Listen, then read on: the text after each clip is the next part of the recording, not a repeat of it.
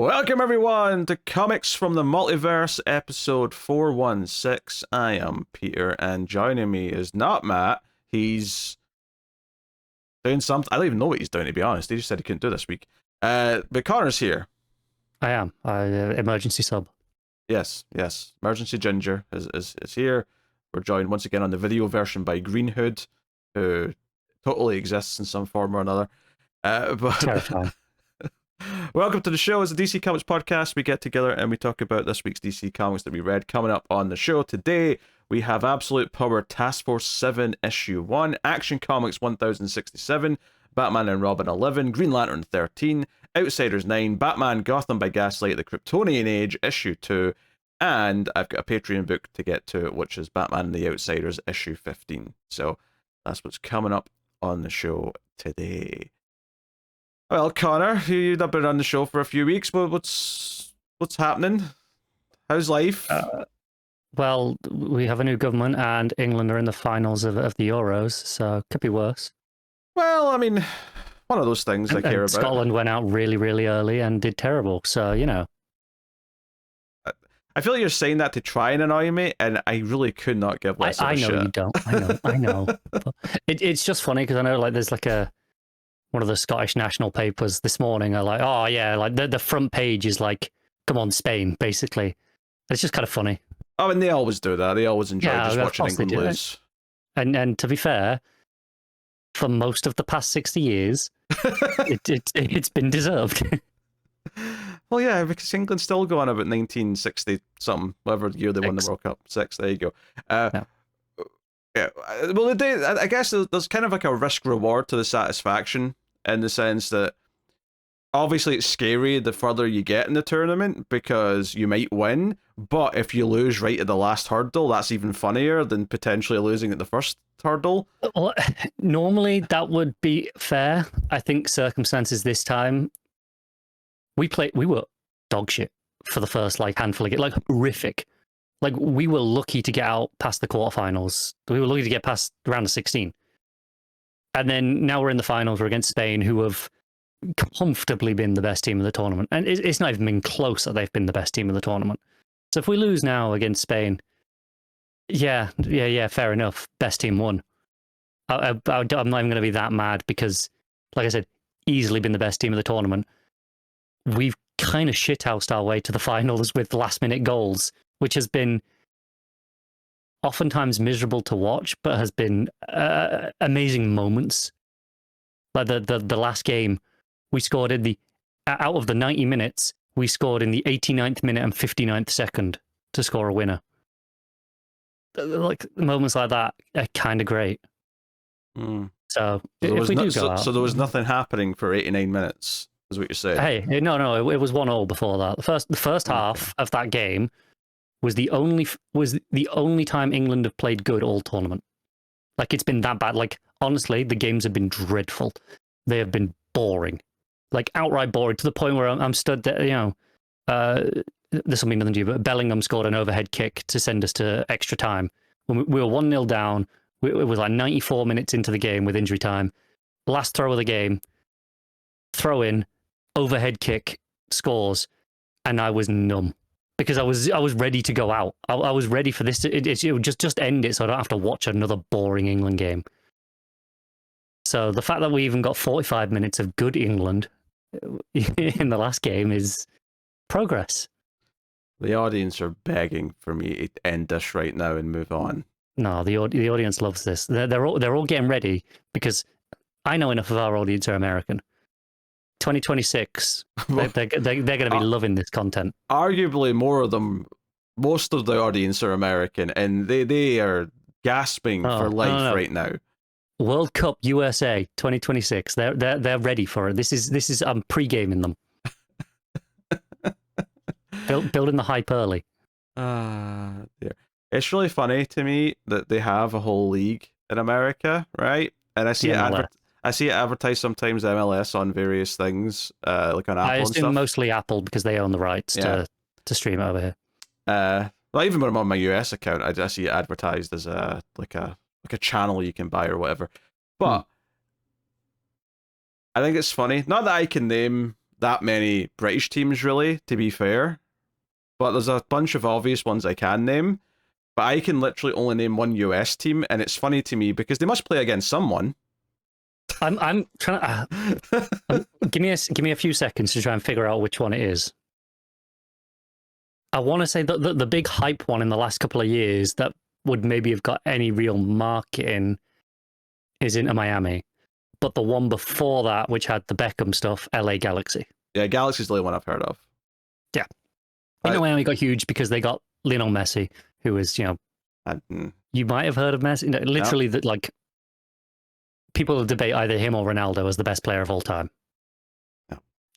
So I know Pele only because he wouldn't get off the stage at an EA conference at E3 that one year, and I'm like, this old fart off the stage. Yeah, so you'll know him. You'll know Ronaldo because everyone knows Ronaldo because he's transcended football, and then some of the English ones like Beckham. I couldn't tell you what Ronaldo looks like though. I don't know what he looks like. If you saw a picture of him, you'd know it. You'd know it's him. I don't think I would. I think you would. Cristiano Ronaldo. Not Brazilian Ronaldo, just to make this clear to anyone. No, I know you don't even know this too, but I thought Ronaldo was Brazilian. No, it's Portuguese. There's the Brazilian Ronaldo. I think I know Brazilian Ronaldo. I don't think I know the Ronaldo you're talking about. You do. You do know Ronaldo.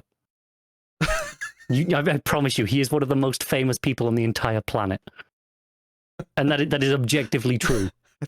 I don't know if I do. You do. You know Cristiano Ronaldo. You're claiming I do. I don't know. I know you do. He could be like an architect for all I know. This is.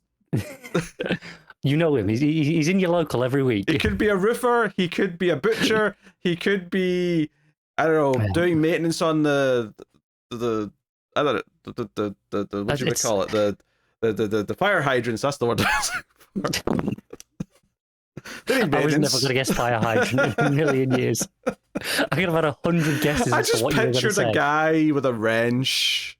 Okay. And there's big bolts on them, you know. Yeah, there is. Yeah. That's all I was thinking. Dear. I have nothing particularly exciting to report from this week, to be honest. Nothing of interest really happened, honestly. All the excitement from prior weeks with all the gaming stuff going on or before that, everything died down. Didn't even watch anything interesting this week outside of review stuff, so life is but a blur. I read a lot of manga this week. Oh, yeah, I might want to hear about that less than the goddamn football. So that's Joel's even better. Just to rub this in, it was a football manga. Awashi is fantastic, by the way, for anyone interested. I'm done now. I've just reached a new level of disgust. Yeah, that's all. I just it's not the only football manga. The more popular one's probably Blue Lock, but Awashi is better.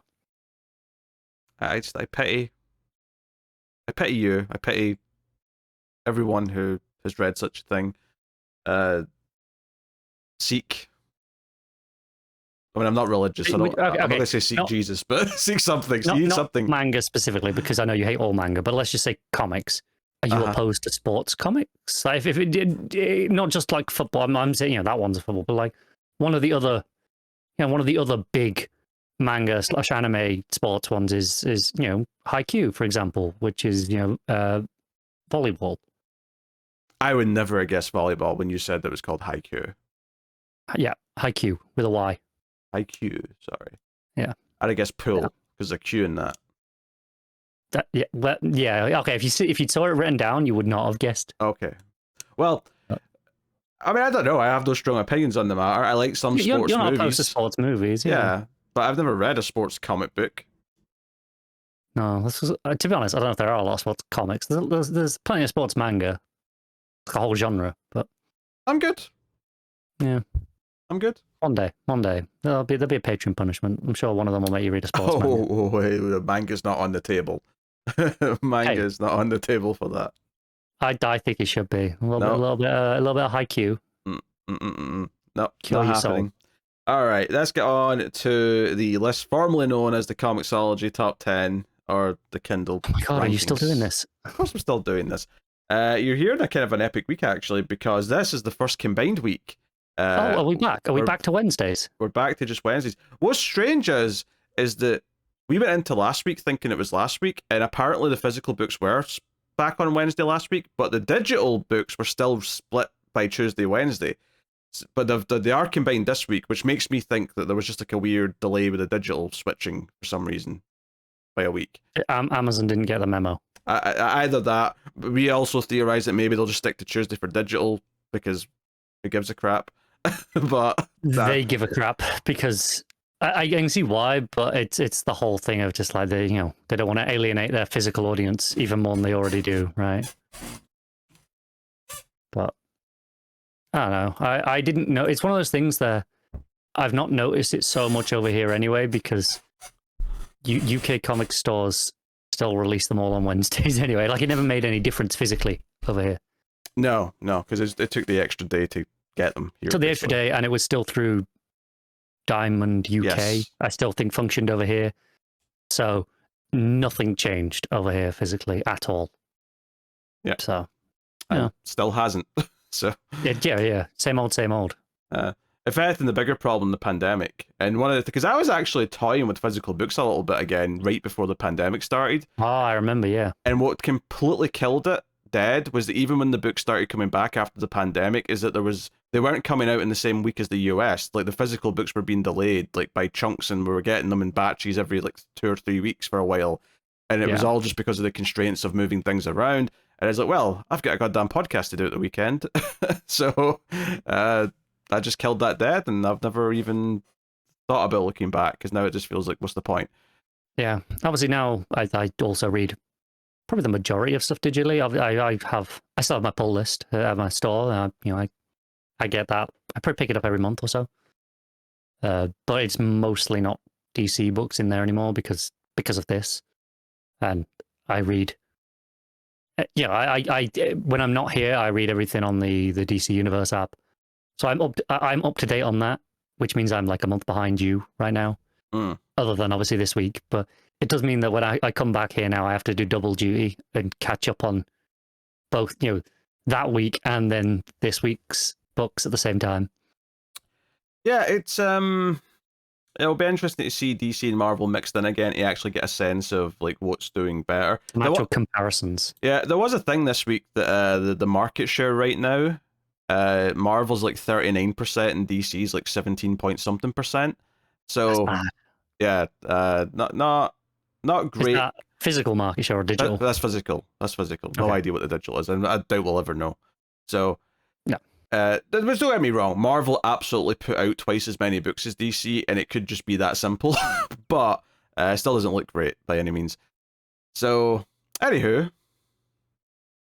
have a guess. What's the number one comic on Kindle as of right now from Wednesday? Hang on. Let me actually get up League of Comic Geeks. I don't even need to specify the day anymore. I can just say this week. Yeah.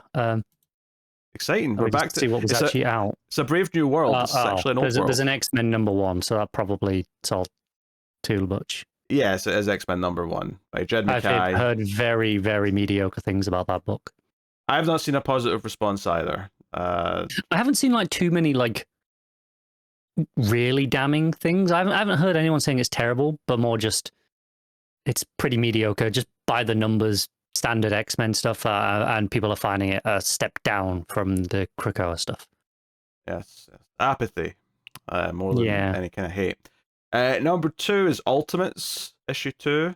Number 3 is Transformers 10. So Transformers book still doing well. Number 4, first DC book, is Green Lantern 13. Interesting that it's outselling the event tie-in. Yeah, but it is a tie-in mini, because I mean, Absolute Power was #1 out of the DC books last week, so understandably, I expect that'll still do quite well. But yeah, 4 Green Lantern, 5 is Action Comics 1067, and then 6 is Task Force 7, or Absolute Power Task Force 7, I should say. 7 is Gotham by Gaslight, Kryptonian Age issue 2. That's big chunk of DC here in the middle. Big chunk of DC in the middle, and I remember Gotham by Gaslight doing fairly well last month. I think it's a case. Well, one, obviously, just Batman, the title does help it, but it kind of shows that there's still a kind of a longing for that kind of thing. Number 8 is X-Men Heir of Apocalypse. Number 9 is Batman and Robin. and then number 10 is Avengers. So, I mean, it's a fairly healthy split. DC's all in the middle, pretty much, but it's a healthy split between Marvel and DC. Yeah. In fact, technically, DC, out of the top 10, has beat them because they've got 5. Marvel's got 4, and then you've got Transformers taking that one. But Marvel spot. stacked the top 3, so that's all that really matters at the end of the day for them. Well, top 2. That was 3 Transformers. I thought it was 4. Transformers, yeah. Was it Ultimates that was 4?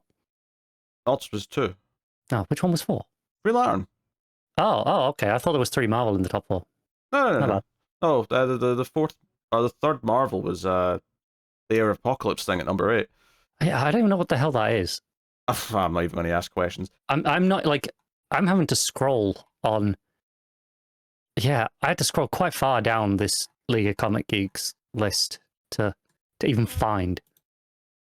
Yeah, there's a bunch of other stuff. I mean, to be fair to the other DC stuff, like Outsiders, while it's always been kind of at the lower end of DC from the Tuesday days, it is kind of nice having the mix here, because now I get to look at it and say, hey, it's only number 13. That's not that bad, considering it's beaten Daredevil and a Wolverine book and a Hulk book. It's above Daredevil. Yeah. That surprises me. Yeah, I mean, I think I just always assumed that some of those books that would always be at the bottom of the DC, like, you know, if DC put out 6 or 7 books, Outsiders would normally be at the bottom of that list, and it'd be like, okay, it's probably not doing that great, but... I understand why that book is a lower seller for DC, but I'm glad it's selling enough to keep going, is the important thing. Yeah, right now. Yeah, it's above Daredevil, it's above some of those Blood Hunt tie-in books, which was the Wolverine book I just mentioned. There's a Turtles 40th anniversary special thing out this week that's $12, that's number 15. Yeah. So, just while we're on, like, you know, I mentioned we're using League of Comic Geeks as well too. I started paying for their, like, pro sub recently. Oh, really?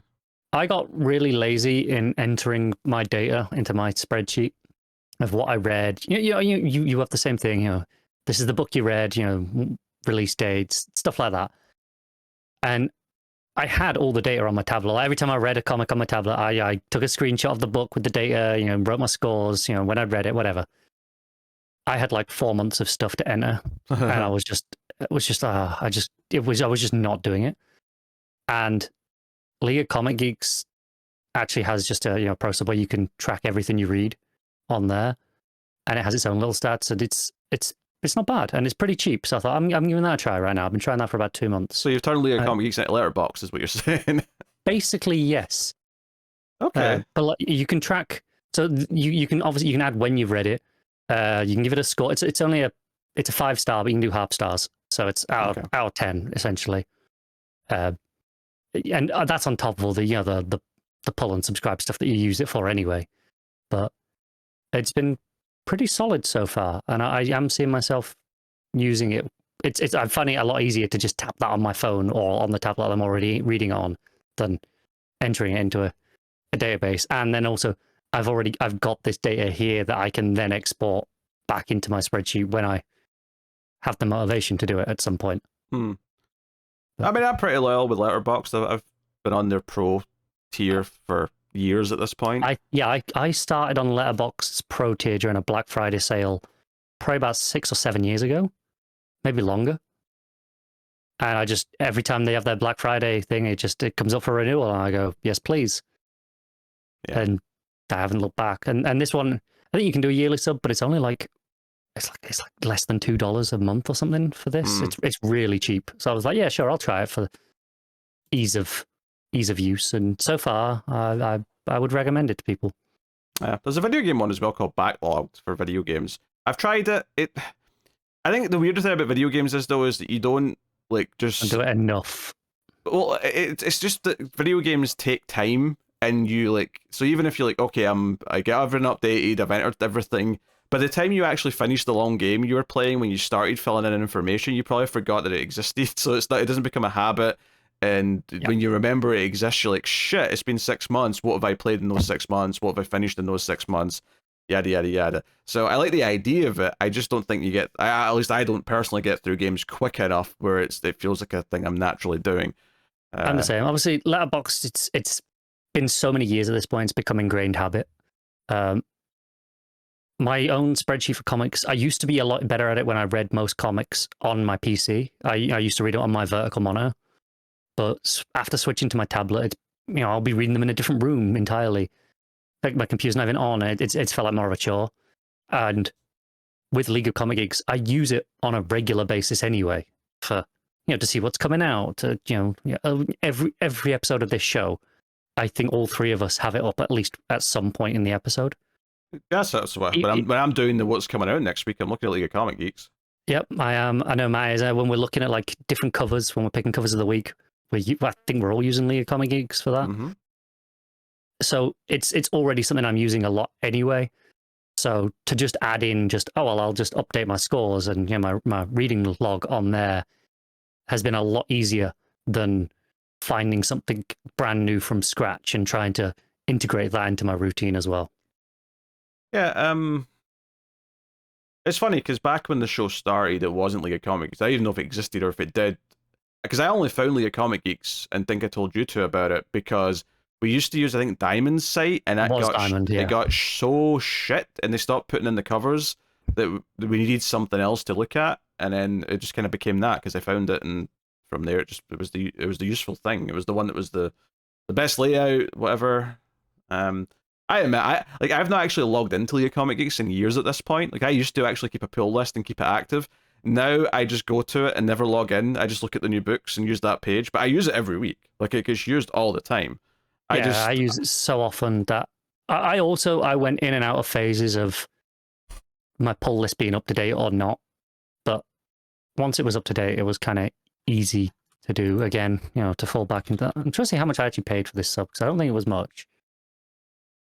But I cannot find the email that gave me my confirmation, but never mind. Yeah, okay. Well, there you go. That's the top list. And no real news this week either. Pretty light. This is one of these months where, because of where we started, the solicits won't be until next week's show. And there was nothing particularly juicy. I mean, there's been like the odd little tidbit coming out of the Superman movie, set photos and whatnot, but we've already talked about all the juicier stuff with that, with like the first costume leaks and stuff. Yeah. The only thing this week was that James Gunn said, "Hey, the movie's coming out in exactly a year. Here's like a nice clean version of the logo you can use if you want."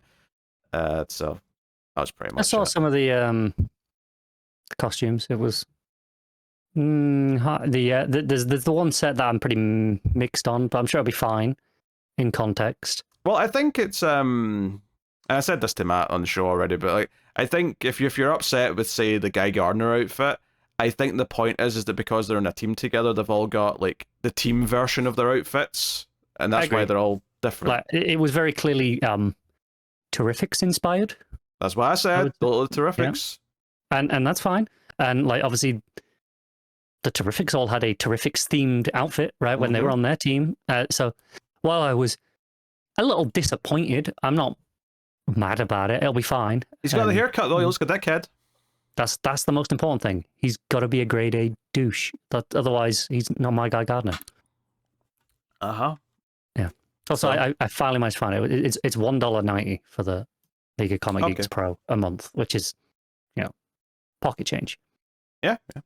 We got other things coming up actually. That Batman animated series is coming out at the start of August, 1st of August. I haven't watched the trailer yet, but the little I saw like a few seconds here or there. Looks solid. I'll watch it. The trailer was good. We talked about that in the show as well. Whatever week that came out. That's looking. It looks like an old school animated show, very in the style of Batman the Animated Series, but with his own spin, being set more specifically in that Art Deco kind of time period as opposed to what the original show did. But yeah, it looks a little bit more noir, right, from what we've seen. But yep. So yeah, well, without further ado, we'll get into the books. Starting off with Absolute Power, Task Force 7, Issue 1, Leah Williams writing with Caitlin Yarsky on the art. So, I mean, I wasn't super excited about this, and I know Connor ended up not reading this, although you did read Absolute Power Issue 1, I assume? No, not yet, because I would have read both, and I was so far behind that I just... Yeah. That was good, if that fills you with any confidence. I'm in the nice way, I know you say that, I'm still, like, not enthused about it. Like, I'm sure I'll be fine once I get to reading it, but I don't know. I'm still at the point of Dan Wade, not Dan Wade, sorry, Mark Wade, and obviously he's got Dan Moore there as well. But Mark Wade, leading the line on DC stuff right now. I'm like, oh, I want something fresh, and so I'm sure it's fine, but I'm not excited about it. That was an excellent first issue. The having Taylor on an event and then Wade is very refreshing to me after what was like 2 years of Williamson running all the event related stuff. So for me, it does feel like a new, fresh take. But yeah, what you said? I've just realized in terms of news, isn't there a Comic-Con thing today? Is that not today, or is that next week? I mean, maybe like Comic-Con, maybe. There was a Ram V posted about it the other day. Might be next week. Yeah. We've started the review of this book, though, Connor. Yeah. This is not the time, right? Maybe it's not. Yeah. Maybe the end of the show. It's a better time for it. So anyway, Absolute Power, issue 1, very good. Excited for issue 2. And to be honest, like in issue 1, when Waller says, like, all right, send the Task Force 7 Amazos out to take out their targets. And I'm like, okay, this sounds repetitive. It sounds like each issue is going to be one Amazo robot going after a specific target. And this particular issue is the Superman-themed Amazo robot going after the Captain and Mary Marvel, which, so I started this, and I'm like, okay, I've not been in love with anything that I've read from Leah Williams. I've not been reading the ongoings, typically, because I haven't really loved her stuff, but we'll see how it goes. And I think, for me, this ended up being okay, purely just because it ended up being so focused on the Marvels.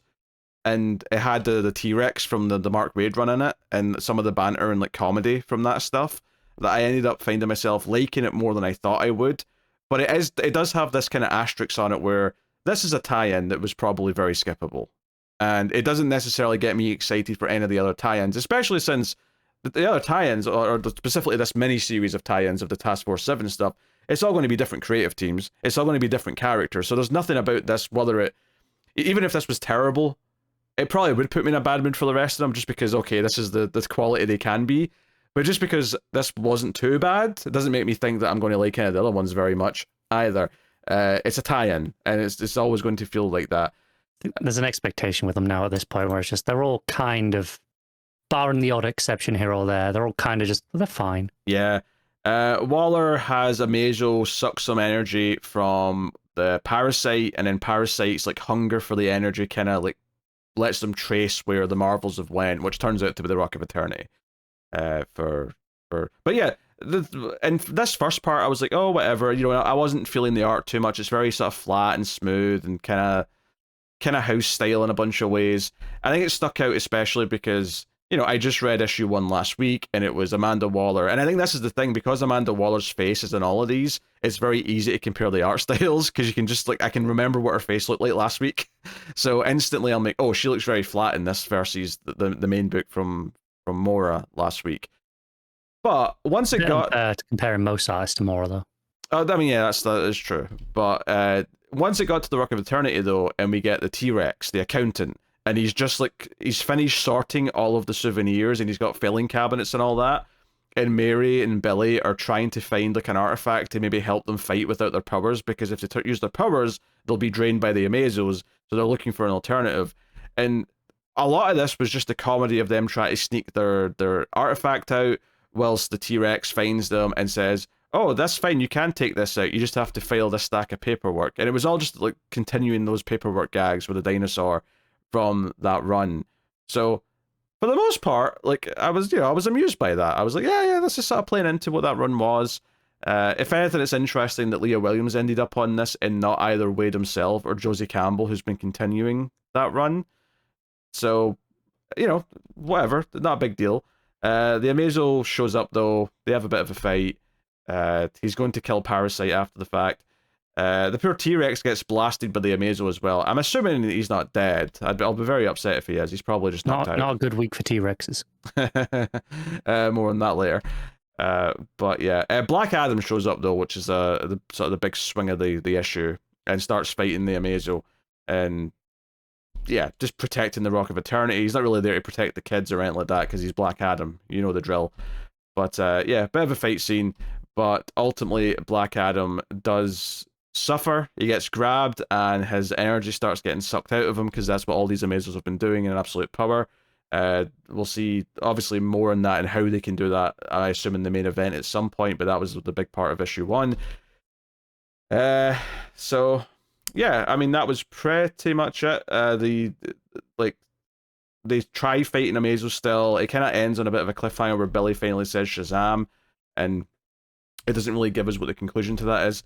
But what we do see is Steve Trevor arriving in Gamora, where Amanda Waller has got all these people trapped. And would you believe it? We see Billy and Mary in some of the cells, as well as Black Adam. So it shows us that they did lose the fight.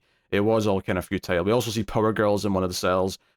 And Steve's actually narrating this part of the issue and basically says Waller's calling him in, not because she thinks he's going to be useful or anything like that, but just because she knows he's got a relationship with Wonder Woman and she wants to keep an eye on him. So it's all very strategic. But the person waiting in the office when he's escorted there by the Amazo is Sergeant Steele, who now says, "You work for me now." And Steve defiantly in his narration says, "The hell I do." And that's the end of the issue. So it feels like beyond the fights, there might be these little snippets of just kind of establishing where some side characters are during this event for where they might pop up in later parts of the story. Again, I don't think it's that big a deal. I think if Steve pops up in the main book and has a little narration box saying, "Oh, he was enlisted to work for Waller and Sergeant Steele," that'll be all you need. Like, there's not really much to it other than that. So it's not a bad tie-in issue. It's perfectly fine. It's just there's nothing super exciting about it. The most fun I got out of it was just purely because it actually felt like it gave you some of that Captain Marvel comic stuff that I've been enjoying. Not as good as that comic and by any stretch of the imagination, but just gave me a little bit of that vibe, which was nice to have. But I think these Task Force 7 tie-ins are going to be kind of case by case going forward. I don't think I feel like compelled to say I'm going to read all of them. I think it's going to come down to next week. It'll be, okay, do I feel like reading one more comic? Who's on it? What's the team? And take it from there. That's what I was going to say. Are they all written by different people? I think so. I mean, I don't remember off the top of my head, but I'm assuming they are. Easy to check, I suppose. Check what issue 2 is next week. John Layman with Max Raynor on art. So, yeah. Although Max Raynor art doesn't sound like a bad time. Jeremy Adams on the third one. Okay, so I might dip in and out of them because obviously it's issue 1, 2, 3, but they're not really. I mean, maybe these bits at the end that are more tied to like what the Waller's like regime is doing, maybe they'll follow on from each other a bit more. But I would say out of the 7, just flicking through, there's probably 4 or 5 teams I'm interested in. I mean, that's not bad for 7. It's not. I think it's a shame that it starts with, in my eyes, 2 of the weaker ones that would get me the least excited, and then it's the case of, for a lot of people, they'll try 1, they might try 2. If 3's then the one that you're going, oh, interesting, it might be a bit too late. Maybe the hope is that the names that people care about will draw them back in. So maybe I don't know. I mean, it's perfectly fine. I think the art is also just fine. Like, I didn't really particularly love it. It doesn't really do anything too egregious. It's just a little bit flat and kind of house style looking for my taste. It's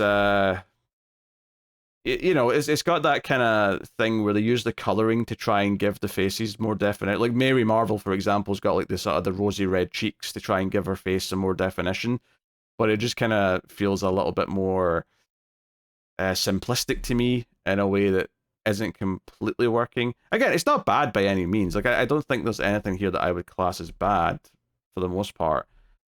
Just really not to my taste. So yeah, I mean, I'd probably give it like a 6, maybe a 6.5 at a push. Not quite calling it good, but certainly nothing that I had a terrible time with either. But I think it's also clear though I don't have that much to say on anything that adds to the story. Like, it's very much like, okay, they're going to have an Amazo track down a hero, fight them. Maybe there'll be a little snippet by the end that maybe adds something to the overall story. But there's not, like, last week me and Matt talked about issue 1 for like 40 minutes of the event. There was a lot of meat in there. a lot This of is a talk bit about fluffy by comparison. By the sounds of yeah, it. a lot of talk about where it's going, all the things that it's introduced. Here, it just kind of feels like, okay, this is side content that is very skippable. So do with that what you will, but we can move on. Action Comics 1067. Gail Simone writing with Eddy Barrows on the art. So this is the start of a new arc on Action Comics, and they're doing this sort of rotating team thing where every 3 issues we get a new team. So we're finally out of the Williamson double Superman book era, which was 3 months. So nice to be gone from that. I still have a couple issues of that to read, and I'm not looking forward to it. I mean, it's not I think terrible. I've got one of each. It's you know, it's as per usual with Williamson. He always like sets up some interesting stuff and then just completely just moves through the ideas too quickly to actually like explore them in depth. Does he do his usual thing where the ending actually just sets up the next thing? A little bit. Well, I'll be honest, I'm having trouble remembering how it ended right now. But it'll come back to me when I read the next issue. It always does. Yeah, probably because you'll be like, yeah, this was set up last time. Yeah, I mean, I think Gail Simone's an interesting name for me because I think she sometimes writes really, really good stuff, but it's not always a guarantee. So I came into this kind of being like, okay, let's see what she's got.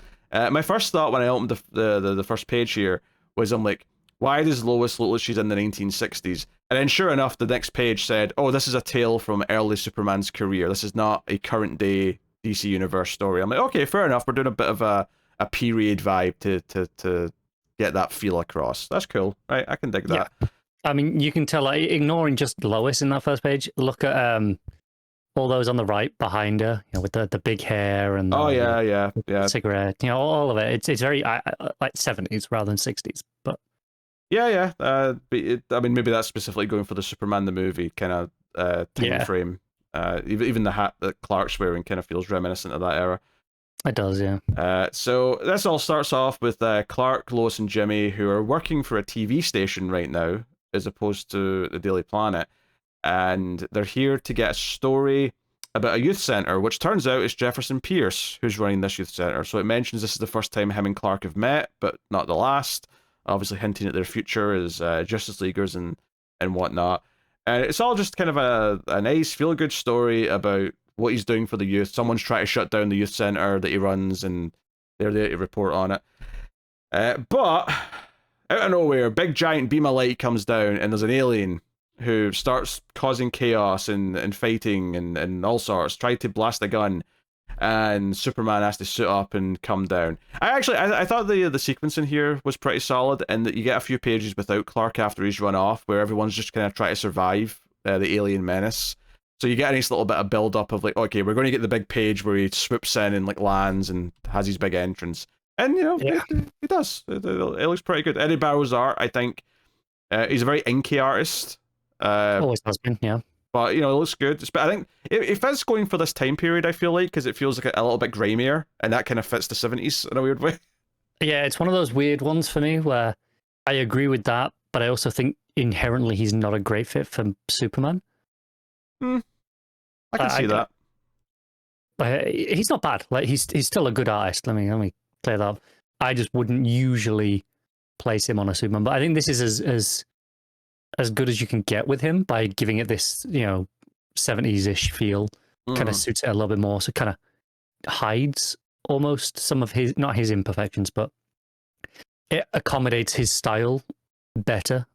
And I wonder if that was maybe a conscious choice from Gail Simone to be like, okay, knowing who I'm working with, knowing their style, but also knowing I'm doing a 3-issue Superman story, I will kind of give it this setting to make it work better, maybe.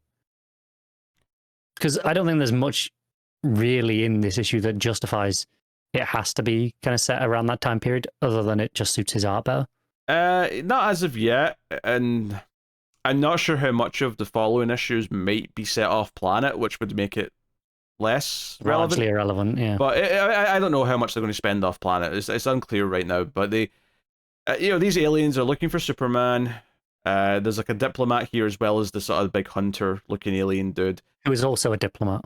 He was also a diplomat. The actual warriors from this alien race are really tough, apparently. And if they came, then you'd have no chance, apparently. I mean, who knows if that's true, but that's what the alien says. And the smaller alien seems like they've been enslaved into this race. They talk about how what was the Gaharans? Guardians of... Oh, sorry, Garathians. Garathians, that was it.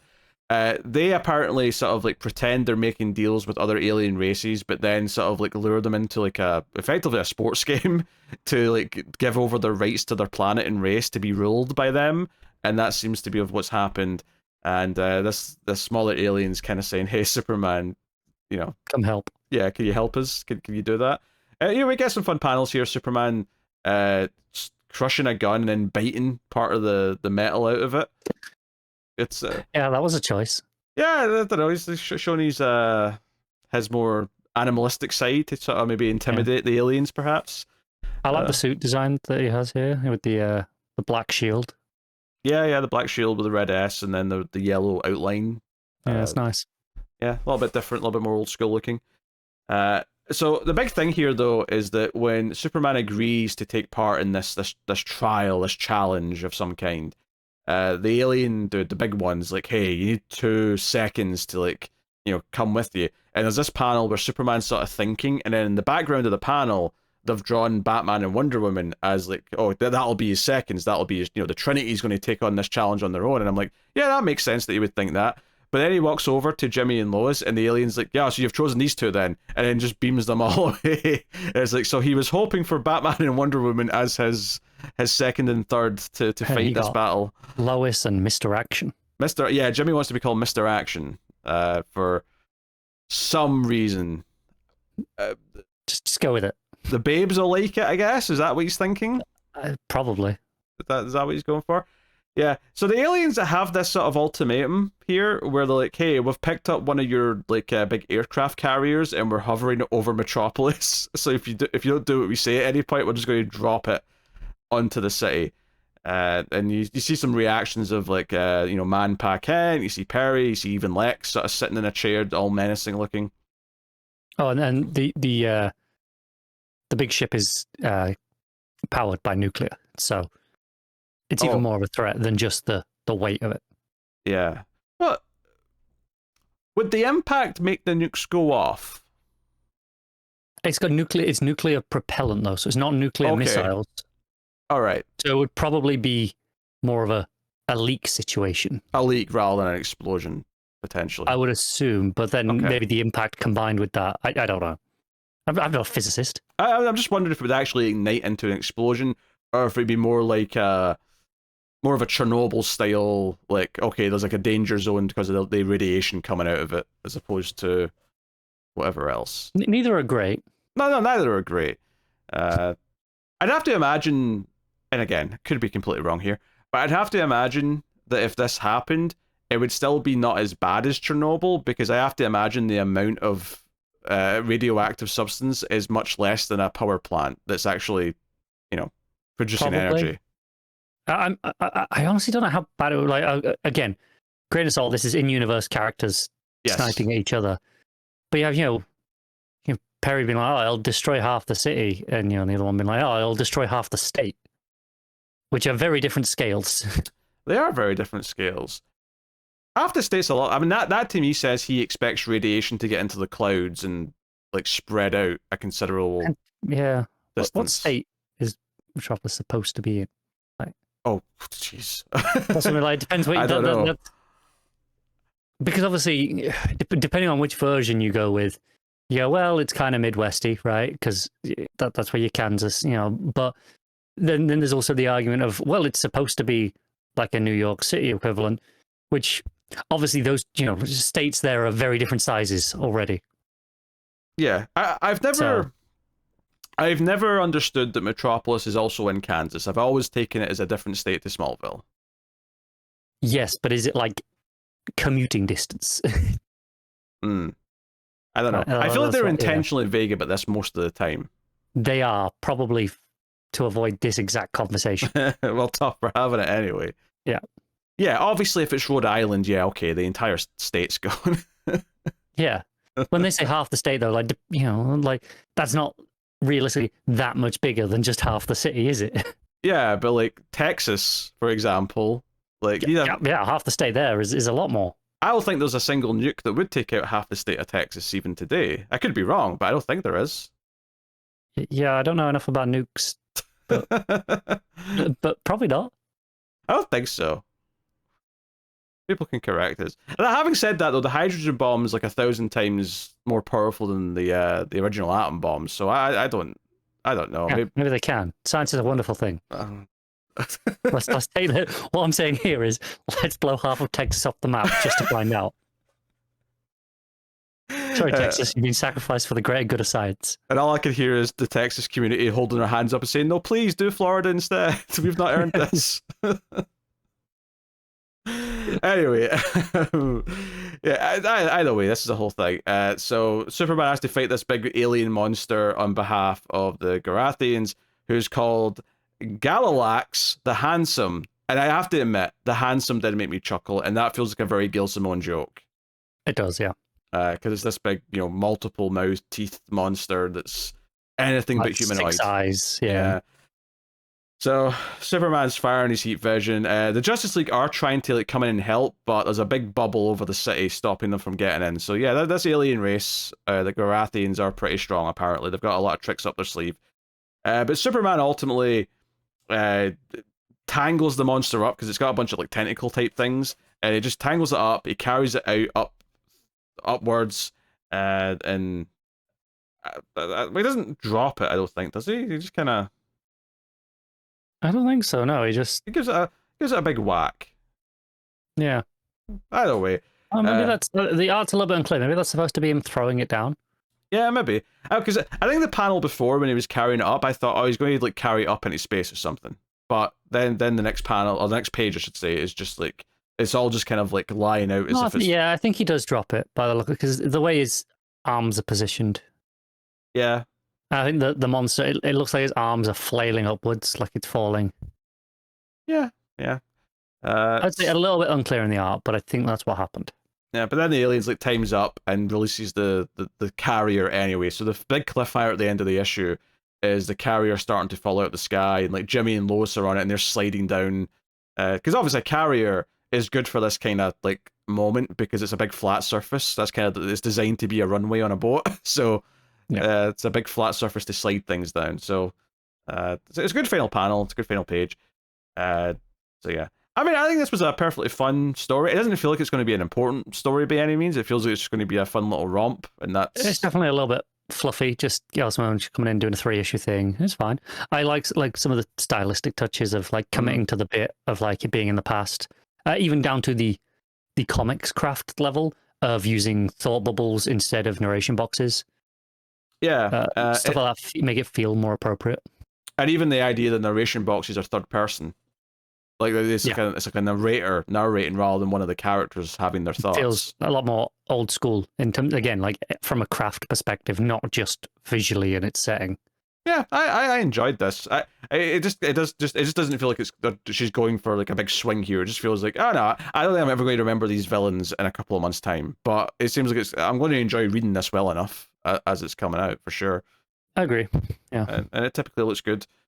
And like you say, I hadn't really thought about it, but you're right. Like that third person narration probably added a lot to how this feels to read, and did make it feel old school along with the art. So, and it makes it like you say, we're not going to be like, it's not super memorable in terms of the villains aren't going to be like, in 6 months you're going to struggle. But I think it makes it stick out a little bit more as you're reading it, that it just feels a little bit different to most of the other comics that you'll read this week. I think when we're reading or talking about the next issue, I'm probably going to struggle to remember what the name of the villains are. I mean, you struggle to remember them and you read it like a couple hours ago. Exactly, right? It's not like some super memorable new thing that's been introduced here. There is a backup, which I did not read, I will say. I did not, because I avoid everything Rainbow Rowell writes, because... Oh, fair enough. Person. Oh, is he a bad person? She is, yes. Oh. What'd she do? She's a bit turfy. Oh, okay. All right. I did not know that. I just was... Well, amusingly, it turned out I had like an extra hour and a half because you were running late, but I thought I was running short on time, so I kind of abandoned some potential backups. I also didn't really, I don't know, I just wasn't feeling the backup just at a glance. So it looks tonally so different to the main story. Like so, it's modern, clean, bright, and it's such like it's Tomi's art, which I've liked in a lot of books in general. It just feels so drastic, shifting away from that moody Barrows stuff the page before. Yeah, I can't remember if Williamson did or not now, but I know Jason Aaron didn't have backups. He just got a bigger page count. He got like the full page count for his story, so it was 3 issues, but it was like, more pages. And it's not enough to make it up to 6 issues or whatever, or maybe even 5 issues. But it, those extra 8-10 pages per issue, did make it feel like the. It makes it 4.5. Yeah, overall. Whereas Gail Simone's not getting that. She is just doing a straight 3 issue thing, unless she maybe gets like a bigger, like maybe the final part will have the full issue, maybe to like wrap it up or something. But maybe for all we know, this could have been a 1 issue backup. I don't really know. Yeah, maybe she just didn't need the full page for this time. Well, the backup does say part 1, so it's going to at least have a second. Oh, okay. So we'll see how that goes. All right, what are you rating Action Comics then? I'll probably just give it a 7. I think it's pretty solid, pretty fun, but nothing astonishing. Yeah, I think that's about fair. I might even stretch it to 7.5, but I don't think it gets into a great territory, certainly. Yeah. For me. So, cool. Batman and Robin, issue 11, legacy number 77. Joshua Williamson writing with Juan Ferreyra on the art, which is nice. We've not seen that name in a while at DC, so I was excited to see some of the art here. I think he's been working at Marvel recently. He has been, yeah. It had been for a couple of years, which is why we haven't seen him around for quite some time. Williamson's been someone I've been ragging on a lot recently, and Batman and Robin's a great example of why, where it's like, okay, this great concept of Robin, or Damian, I should say specifically, going to high school, and then kind of being stuck there, right? Fun premise, and especially when his girlfriend ends up going with him, and they're both there undercover. This sounds fantastic. It's over by the end of the next issue. Right? And it's all done, and it's all wrapped up super neatly in a way that's really unsatisfying. So, but there's always the shiny new thing. There's always a shiny new thing. We're in Dinosaur Island. Shiny new things. Yeah, we're on Dinosaur Island. We're hunting down Bane, and we do get Ferreyra art drawing T-Rexes and other dinosaurs. In fact, Ferreyra just drawing Bane throwing a punch at a T-Rex on that second page is glorious. I'm sorry, I'm gonna spoil a little bit of something for the end of the show now, but Bane boots the jaw off a T-Rex when he swings out from inside its mouth. He does do that, yes. What? Yes. Yes, that's page 4, that right there. He basically, do you know what he does? He does, I don't even know what you'd call this type of kick, but he does that sort of kick where like a gymnast will like jump up, grab a bar, and then swing both legs like a drop kick. That's what he does. Yeah. He holds something in the roof of the T-Rex's mouth. Who knows what? We can't see. Tonsils. Yeah, probably.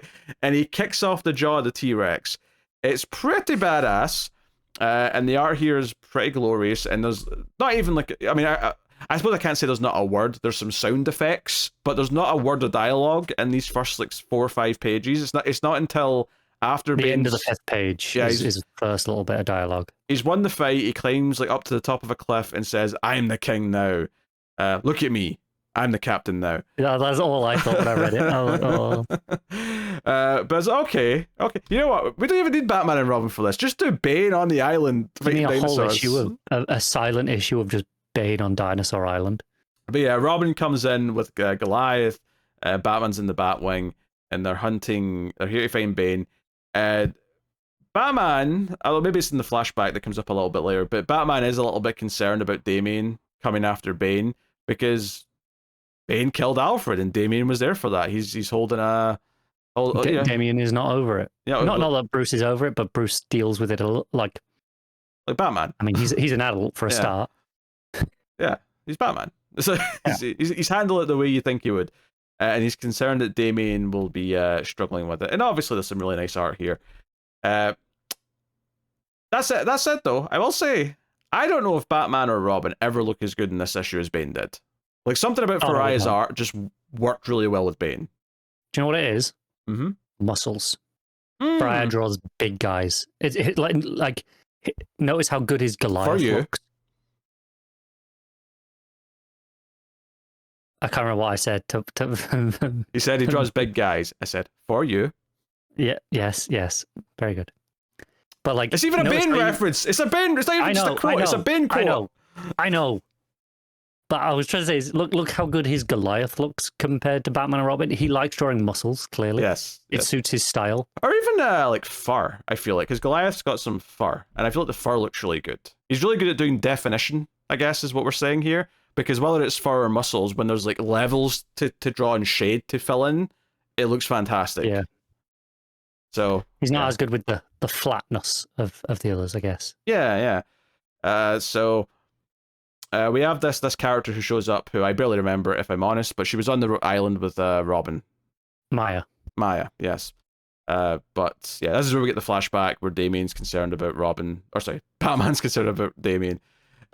Damien's concerned about Robin. He's getting existential. He's having like an out of body, Won't be the first time. No. Then we get a scene that's very reminiscent of Lost World Jurassic Park, where they're all watching like this evil company try and put in the dinosaurs in cages, and I'm like, this is just Lost World Jurassic Park.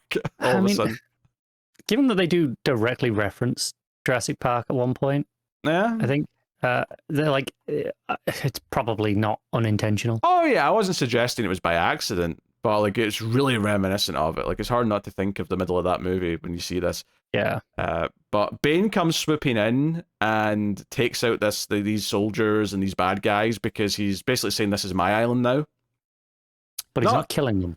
He's not killing them, right? And Maya points that out, that Bane's not killed anyone since he got here. He's being very merciful, all things considered. Not even one broken back. But, Bane arguably pretends that he doesn't care about the animals. He just kind of says he doesn't like cages and lets them free. But as he's doing all this, Bane grabs one of the soldiers, and Damien has like a Vietnam PTSD flashback to Alfred's death, where the coloring all goes red. So it's really well handled in the art, and you just sort of like see like the juxtaposition of like Damien's like shock face in the red for when he saw Alfred be killed, and then the anger underneath. Yeah, then the anger was a really nice thing, because I think he also looks older in the newer panel. And I think that's intentional. It's the idea that aged him like a couple of years. Just seeing that is a really interesting little idea. Also, maybe explains why some artists right now are drawing him like he's 15 as opposed. And I guess maybe he probably should be 15, but you never know what the clock's been moving forward like in DC at any given time. It's hard to tell. It's even harder now they've aged John up, so we haven't got another one to reference to compare it with. Well, yeah, what was bugging me, and I know you like any idea to shit on the Wonder Woman book, even though it's fantastic. Oh, but, I do. Well, but the one thing I will say about the backups is that sometimes, like, Damien still feels like he's the current age, even though Lizzie is, like, 6, and I'm like, he should be, like, 20 by now, and John should be 25, or whatever he shouldn't still look like a kid, but he does, and it's kind of weird, but it's the whole thing. Yeah, anyway, so Damien goes storming in, on the back of a Velociraptor? I don't think it's a Velociraptor. I don't either. It looks like it's got too long of a jaw, but I don't know what it is. Yeah. This is where we need Matt. Plus, it's very green, so I feel like they're going for a specific dinosaur here. That's maybe. Well, feathers on its arms as well. Matt would know this. I'm sure it probably ends in raptor. Whatever this is, it's probably a something raptor, because it's similar enough that I would expect that it's a raptor of a kind. I think Google will tell me. Green raptor with sort of like hair on its head. And a little bit of feathers on its arms. Although I think they speculate that Velociraptors will also had that as well these days. It's just something that Jurassic Park didn't quite do. Yeah, well, there was also the back and forth that maybe they actually don't have them. Yeah, the scientific communities, basically they can't decide. Yeah, they're having debates about it. It's the whole thing. Yeah, I don't know. Honestly, this just looks like a Velociraptor with what I'm looking at. This image that I'm looking at has a Velociraptor with feathers on its arms, just like that does. I don't know, because those raptors on the next page look more like the ones from Jurassic. I mean, they're still green, admittedly, so they've just decided to make them green in this book. But like the snouts don't look as long on the other page with the other ones that Maya's jumping over. Yeah, I agree. I don't know. This is, like I said, we'll get Matt's expert opinion at some point. Yeah. Next issue, I'll ask him what's going on with the dinosaurs. But the end of the issue, though, because it actually ends right here. It's very quick read. Like it was over before I knew it. And this is another one of those typical Williamson complaints, just like really jarring pacing. Sometimes it just ends. It's just over. Yeah, but Lady Bane, or Bane's daughter, whatever you want to call her, grabs Batman by the back of the neck and says, "Leave my father alone."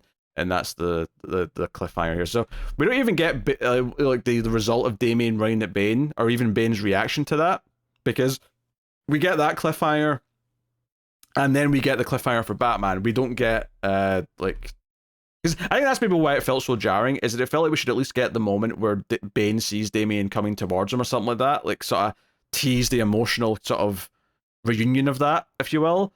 But instead we don't even get that. It just skips to the Batman cliffhanger instead. But yeah, that said though, I still enjoyed this because dinosaur action's fun, and Ferreyra is a welcome return to DC Comics. He is very good at what he does. He is indeed, especially when he's drawing the muscles. But I will say I'm not going to get my hopes up to assume this story is going to land with me. At least not, because they very rarely do anymore with Williamson. If ever, to be honest. I think at this point, if you tally up all the times they have worked for me, it's probably less than they have at this point. Like, this is what I say, he loves the shiny new thing. He's great at starting a story. He's like, oh, this will be great. And then it feels like he almost gets bored halfway through, and he's up because he's already looking at the next thing and he's already thinking of the next new idea. Yeah. And he just cares more about that already, which, yeah, it sometimes can be a problem with him. What I think the bigger problem for me comes from that is that it ends up just making the story feel hollow, because nothing feels like it built up to a satisfying payoff. And it's really frustrating because you always think, all right, well, I'll try again next time, and you start the next story and it's much better than the last couple issues you've read. And that's true. You get halfway through that, yeah, and then you'll get halfway through this story and you'll go, I'm kind of not feeling this anymore. He's dropping the ball again. Yeah. It's just so it's consistently inconsistent. Yep, that's exactly what it is. So, all right, what are you rating Batman and Robin? I mean, all those complaints said, it's the start of a new story, so it was actually pretty fun, and the art was great, and Bane kicking the jaw off a T-Rex. So I'm going to give it an 8. I don't think I can go to the. I think we go 7.5. I don't think it's quite in that great territory because of the pacing, because of the way it ends suddenly. I do agree with that. I think it is purely the art is dragging it up at least that half point for me. Okay, that's fair. All right, Green Lantern issue 13, legacy number 549. Jeremy Adams writing with Fernando Pasarin on the art. So, this has been a great run. A lot of stuff here has been really great, and also the cover for this one's fantastic. I'll just say that before we get to talk about everything else. It is. I will say, though, this is one of the weaker issues of the run, and I think it's a result of a few different things. One is that because it decides to sort of split up here and basically it checks in on like 4 or 5 different characters doing different things, it feels like a lot more like an interlude issue. Some of it is technically tying into the event, and to be fair, I think that mostly feels natural, right? At least given the way the last issue ended and the fact that Waller is involved with the Tharos stuff and the United Planets, it makes sense that there's a little bit of involvement there, and it makes sense that Tharos, he wants to know where this ring came from, how it's been powered. That's his big concern, and I love that plot detail. I love that's what they're all investigating right now. But this issue, as a satisfying monthly read, was a lot weaker than all of the other issues, barring maybe like obviously the tie-ins to like Night Terrors, because those were. I was going to say this terrible. Is outside of the Night Terrors issues, easily the worst issue of the run for me. Yeah, and I can tell you the exact moment where I realized this was the worst issue of the run for me. Go on. It was the point where I thought the issue had ended and we were in a backup story, and then it turned out it wasn't a backup story. And there was more stuff back with Hal after that. It's because there's a page, it does a full page spread of Sinestro in his new Red Lantern thing, and it's got a caption at the top, and the bottom is to see more of what Sinestro has been up to. Get editor's note. It's a full page. I thought that was the end of the issue, and then the next page it cuts to Alan Scott.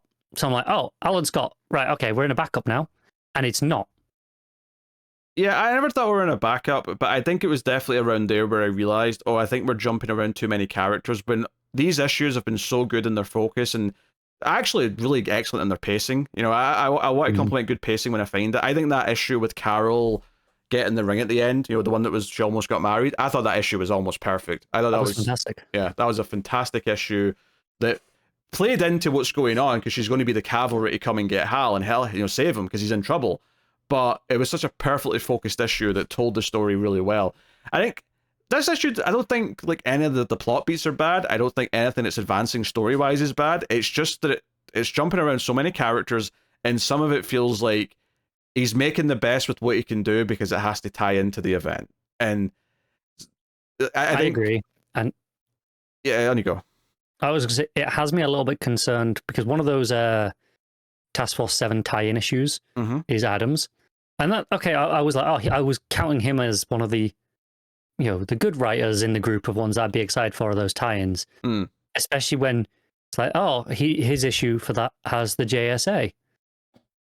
I think actually I'm a bit concerned thinking about it in the context of this issue being not just a tie-in, but I don't think he's handling large casts very well.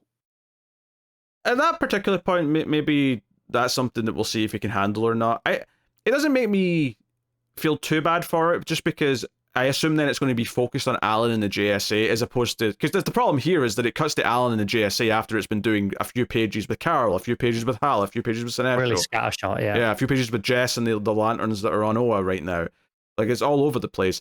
I think what maybe this feels like to me is that, okay, this plot beat with Hal being held by Amanda Waller and her questioning about the ring on behalf of Tharos feels naturally like it fits into the run, and he's done a good job of making the ties to the event feel natural to what the story is going on. I think maybe where it's fallen down a little bit is that there's not actually enough story with this plot beat that he's got with Hal and this stuff to actually take up, you know, 2 or 3 full issues. So instead what he's doing here is he's kind of using this as like a stopgap where, okay, we'll do a little check-in with everyone right now. And I'm interested in almost all of it. I was delighted to like see Jess and see her check in with the other lanterns and talk about, hey, this is what Tharos is up to. He's got the others captured. A great B plot. Yes. An issue. Yes. But it's like 2 pages amongst 6 other B plots. Yeah, that's the thing. Like, all these other things that I like in this issue would be good as a single B plot, or indeed what they did with some of the previous backups where they had like a Jess story be a backup, and it felt really good. It felt like a great backup because it really added to the main story, but it felt separate enough because it focused on someone else. You know, so it fit in really well. Reasonable. Joe, I'm looking at the pages again now, and I can pinpoint exactly why I thought that Alan Scott bit was where it swapped to a backup. Because so it's the follow-up from the previous page with the full page splash, the editor's note at the bottom. It felt like an ending moment. And then this page starts with, my name's Alan Scott. I'm Earth's first Green Lantern. Like, it feels like the start of a backup story. Like, that whole page. And honestly, it wasn't until like 3 or 4 pages in that I was like, oh, this is still going. And I think if you are going to jump around this many characters, I think what you have to do to anchor it is keep going back to Hal in between each story to make it feel like he's still wrapping around constantly. I think the fact that it goes straight from Jess stuff to Sinestro, straight to Alan Scott, right? It feels like it's going around too much. And then it eventually goes... in the middle of all of this, we're introducing a new lantern color. Yeah, that's that kind of. Don't get me wrong. I actually like that we're kind of focusing on this guy that Carol's left at the altar, right? That is kind of funny to me. And it seems like a new lantern is created because he's really sad and he's looking at the ring and it's got like steam or something coming off of it. I think I've seen referred to as Grey Lantern with a sorrow. Yeah, I was thinking sorrow. Yeah, I was thinking sorrow is the one it says, but people have been calling it a Grey Lantern already. I mean, I can see that from the color, but yeah, because it says sorrow, obviously that's like. It's the emotion, spectrum. Yeah. Oh yeah, the emotion, if you will. Yeah, which is fine. Like I'm not against this development. It is just kind of. It feels just kind of just randomly squished in here, though. That's it. I'm cautious with the amount of lantern expansion, should we say? That it doesn't inherently excite me, and I think in the context of this run, there's probably enough on this guy to build him up as a antagonist for Hal, right? As an anti-lantern, you know, hey, you stole the person who's about to be my wife from me. Like, I can see where that arc comes from. I think shoehorning it into 2 pages in the middle of this issue was a horrific mistake. Yeah, I think I could see how this might even tie to the idea that the entire spectrum's all wonky right now because Star Wars has mixed everything together. You know, where's this directly coming from? I wonder if even because this was a ring that was going to go to Carol, who is already a lantern of some kind, has something to do with why this is happening. Or maybe they'll do more with this guy's backstory too, because they kind of tease a little bit of his backstory here about how he's, you know, the people who don't play by the rules always seem to win, and I've been a good boy my whole life, and you know, the girl still ran away, and he's all upset. I'm not against this concept at all, and I think it might very well be really good. And I say that kind of confident because I feel like so far Adams has not really missed a step for me in terms of like how he's handled his overall run. Like all the story beats, I've liked the concept, I've liked how he's built them up. This just feels like a speed bump because of the event more than anything else. And you know, it's been this collection of scenes. We get a Tharos page even as well here after that. And you know. yeah, and then it goes back to Hal. I'm like, oh yeah, this is actually still the main issue. Yeah, we're still on Hal. And it ends with him seeing basically a bunch of different like artifacts and magical and superhero related items being like contained and put into like a big cargo ship effectively. You can see like Harley Quinn's hammer, I think, is one of them, and yeah, I don't recognize the others, but yeah. You know, has Green Lantern rings one of them though. You can see they've got that in like a little case. Waller's clearly collecting a bunch of this to like, you know, impound it and keep it away from superheroes and whatnot. Again, all the plot beats I think are solid. Pasarin's art, you know, it is a step down from, you know, what we've had on the book from Zermanico, but it's fine. You know, it's very house style. It's very just okay kind of thing. So you know, our step down, and I think Chloe being a tie-in to the event is definitely made it a lot more stilted. Even though I think the plot beats themselves feel that they fit naturally, it's led to an issue that doesn't feel like it's got much of a structure or flows very well. I agree. And it's one of the rare issues I feel like might have benefited from multiple artists tackling the different sections to give them a little bit. Because as it is, none of them have enough to really have anything about them. But maybe if they had different art styles, they'd like stand out in my brain a little bit more, have a little bit more identity. Yeah, I do wonder if like all of the HAL stuff that we're going to get in the next issue or two as the event's on, I wonder if that all been just put in one issue with just the HAL stuff, have that be a special that still is part of the run, and then have all this other stuff be like just a special standalone issue. Or take all the other stuff out and put it in as a Green Lantern Absolute Power tie-in. Yeah, exactly. Like, sort of like separate it out a little bit and just redistribute it. May have been better. I think you still have to technically have it be part of the run with the HAL stuff because the last issue ended with like Waller coming to get him. Yeah, but everything else, barring maybe the fiance becoming because that seems to be part of that story. Like that's going to be a part of the main book. But I would have loved to cut out all the other stuff. Like keep the Kyle stuff maybe because that's relevant to a Green Lantern. Kyle and Jess has been part of this run already. Whereas Sinestro. Sinestro. He's been a part of the run, but this Red Lantern stuff feels separate. It feels like... It does. Remains to be seen. We'll see how that ties into the run overall or if it's an event thing. But I would definitely take out all the Alan Scotts. Like that 4 or 5 pages, whatever it is, maybe 5 or 6. Cut it all out and expand the Nathaniel stuff instead. Yeah. So... But I will say this, despite all these critiques, it's not made me any less enthusiastic about the rest of the run. I mean, I suspect the next issue or two might still suffer from this because it's still going to be doing this stuff. But it's not hindered my feelings on like, oh, I'm worried about the way this run's going now. I think once we get past like these tie-in issues, it's just going to be fine again. It'll be back I feel the same about this as I did after the first few issues when we went into Nightmares. Yes. And that I was like, ugh, we're just derailing it. We're doing this stupid tie-in that I don't care about. And these issues feel like that. But it also feels like, just get through them. We'll be back to normal after. Yeah. I think it's at least a bit better than the Night Terror stuff because some of it's still at least relevant, so it's not like a complete waste of time. It almost makes it more annoying, though, because I can't just skip them.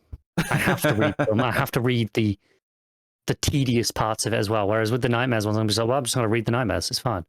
Sure. I get it. I think I want to say that the September issues were still tie-in issues. At least some of them. I don't know if Green Lantern still was, but certainly there was like a handful of them because I definitely noticed it saying Absolute Power tie-in. That said, though, one of the issues last week, which was billed as a tie-in, only the backup was a tie-in and the main story was untouched. So it wouldn't surprise me if that happens with some of these as well, where we're back to the regular story in an issue or two, but the tie-ins are still going to tie into Absolute Power, so the cover still says tie-in to whatever. Issue 15, would that be September's issue? This was 13, so yeah. Yeah, that's still labeled as an Absolute Power tie-in. Yeah, but I could see it not being the main story by that point. It just kind of depends what they do with it. Reading the solicit, it definitely is. Okay. It's dealing with Amanda Waller and Amazo Jones, so okay, it's probably more of a tie-in, if anything. That's a shame. Well, we'll just have to see, what he does with it. I mean, it's possible that while we may be disappointed that it's still tying in heavily, if it's more focused on Hal specifically in like maybe a B story and not as jumping around, because it feels like this one was also setting up that Task Force 7 issue as well as whatever Sinestro's doing next. So maybe at least the issue itself might still be better overall. Yeah, maybe once it gets going, it can just actually tell a story, even if it's not the story that we were like really wanting right now. Yeah. Oh well. What are you giving Green Lantern 13?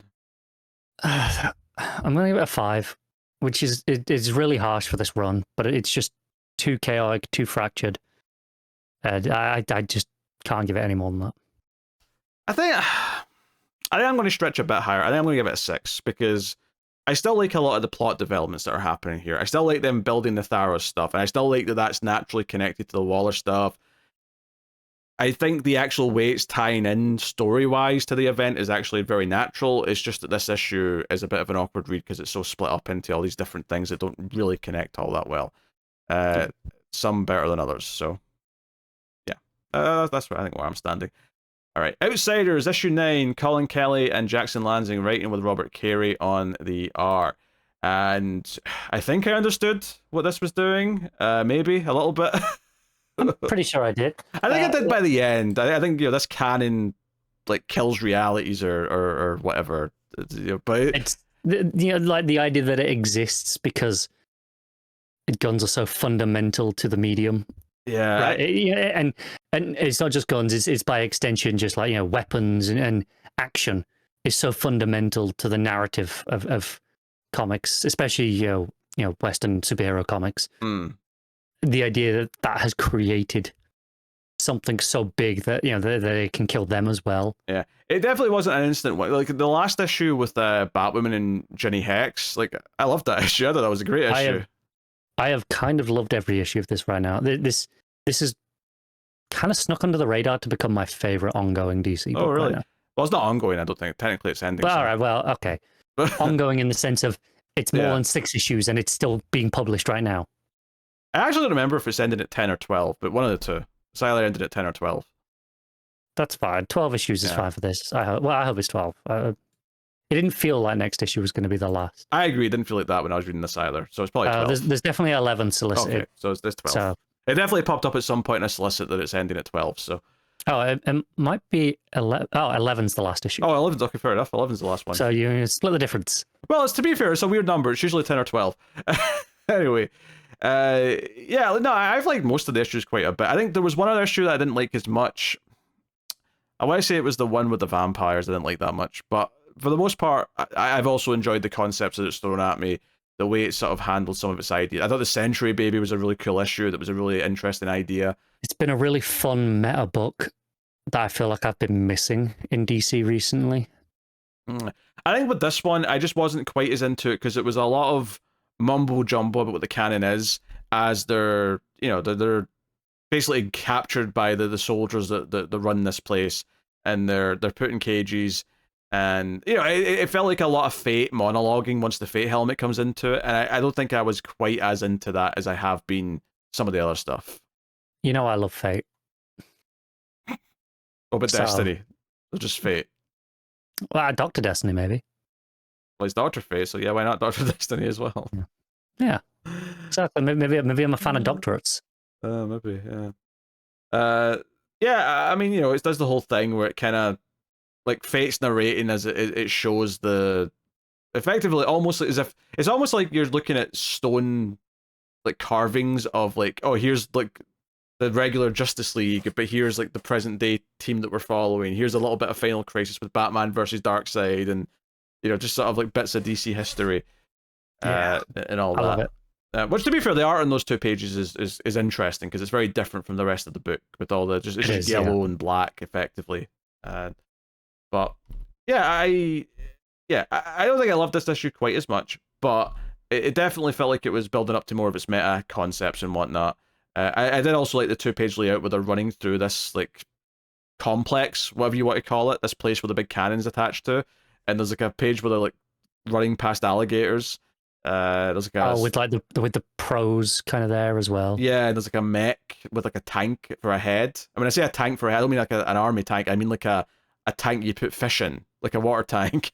It's like what's the guy from Hellboy with the tank on his head, like the gas tank? It's almost like that, like the gas tank on his head. He's in the movies. He's in one of the movies anyway.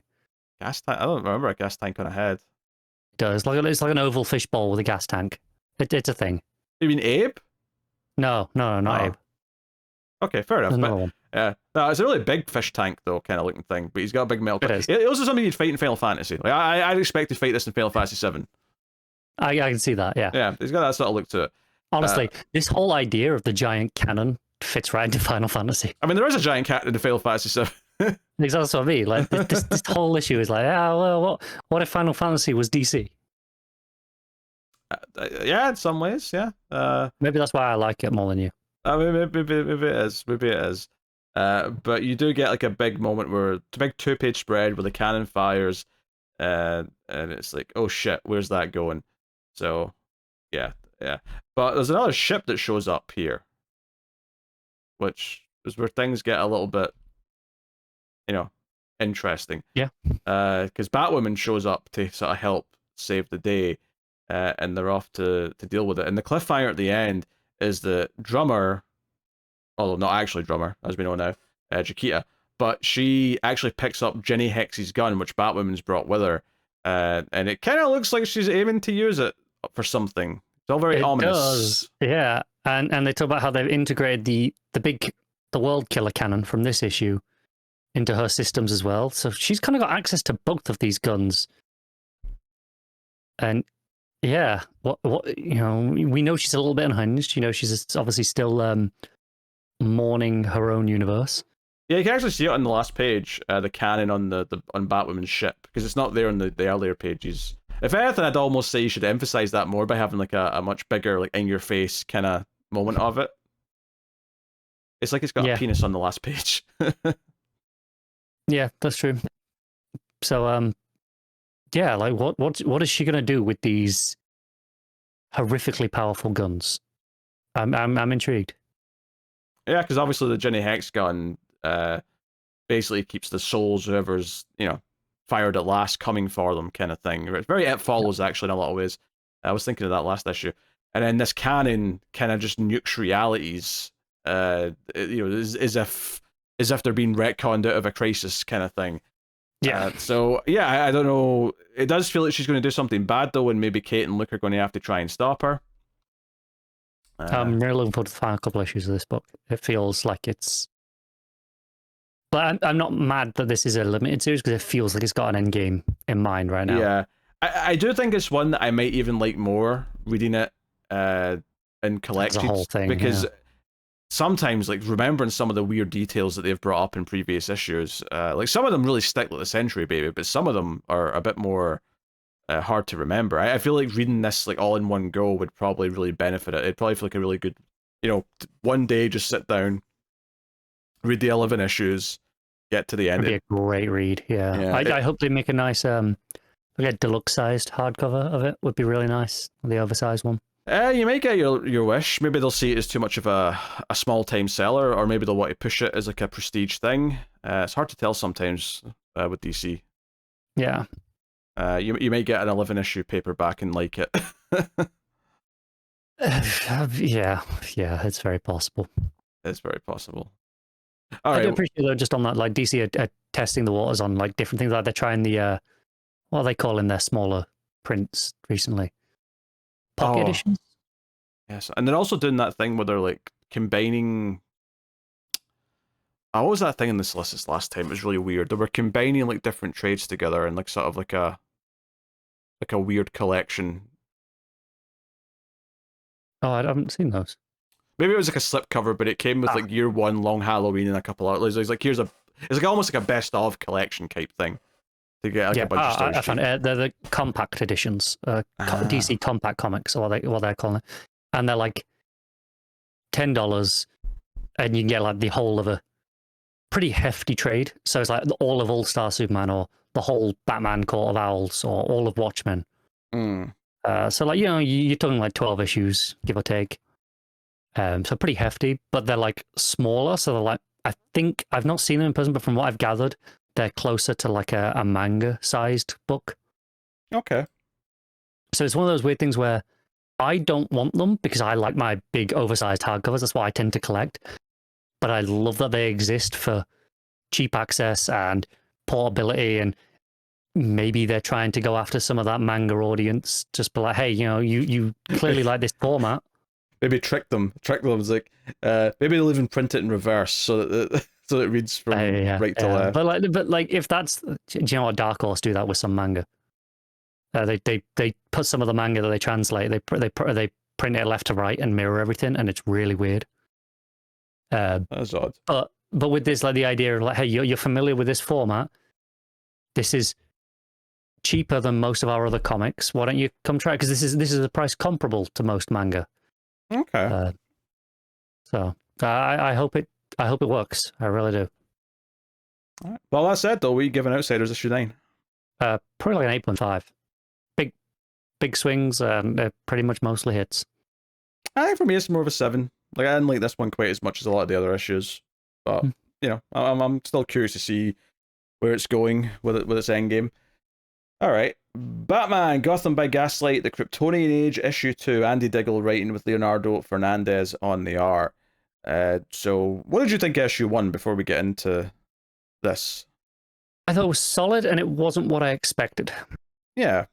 I was expecting more.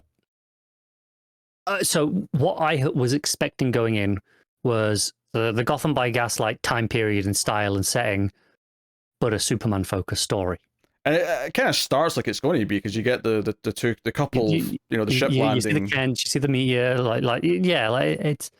that's what I thought I was getting going in, but it's not that at all. No. So there was some adjustment involved. Yeah, you cut to Gotham and there's a Kryptonian Age museum thing on, and it's like, wait, there's things called the Kryptonian Age from years ago, and it seems like the Kryptonians were like an ancient civilization on Earth, is what I'm getting from this issue. Like the way they believe it's almost like they're uncovering Aztec ruins or something like that. Is the way it feels. Yeah, so me and Matt talked a lot about like how's this going to work out, especially since some of the armor looked more Thanagarian in the museum than it did Kryptonian, but it seems like some of it's kryptonite because it's glowing green, and whatever. But then Matt was convinced there was a Green Lantern ring at one point, but then I pointed out that it had a sort of Superman emblem shape to it, so maybe not. There was a lot, but then this issue murkies the waters more because this issue seems to add in Wonder Woman stuff into this lost era of stuff they're finding. So yeah, it's so and like even the choice of art. So like Gotham by Gaslight, it's Mignola, right? Mm-hmm. Originally. So I'm expecting that style, and at points it almost feels like that, but at other points it feels like it's trying to be more Frank Miller-esque. So it's like I can't, like, I don't know what exactly I'm enjoying it, don't get me wrong, but I'm not entirely sure what it wants to be and what its influences are supposed to be. Yeah, it's kind of nuts. Like I enjoyed this issue again quite a bit, and I enjoyed the first issue quite a bit. I think it's really well told. I think it's definitely doing stuff that no one was kind of expecting from the premise. Maybe if you read the solicit, it pointed at some of it. I don't know, but like this issue starts with this extended sequence of a boat which has been sent by a Mr. Wayne. Now, is that Mr. Wayne right now in the book, or is this in the past and this is like Bruce Wayne's grandfather who's sent them out here? I don't know, right? I'm going to assume it's the current day, 1930 something, Mr. Wayne, or not 1930, 1902 or whatever it is, right? Whatever Gotham by Gaslights might be, 1899, something like that. I think it was like 1800s, yeah. But okay, so let's assume that, and okay. So this is like that TV show, The Terror, right? They're trying to go through the Antarctic Mm. with their boats, looking for this stuff. And there was a lot of stuff early on with like this, barman warning them not to go into the ice, and the stars won't help you down here for navigation. And it sort of sets up, there's something mystical about Things here. are a bit weird. Yeah, and they find these ruins of a Kryptonian age. They see some carvings, and they mention And I'm thinking at this point, I'm like, is this kind of this universe's fortress weird version of the fortress? Yeah, I was thinking that too, right? And then they find these carvings, and it's like, oh, it's like these beings, whoever they are, they worship the sun, and it's like they're holding up a Superman emblem pointing up to the sun, and I'm like, okay, well, these Kryptonians that landed here thousands of years ago, so they are ancient in the context of they came a long time ago and they're gone now, they all died out or whatever, but there was Kryptonians here. Because the question a little bit of that Snyderverse influence.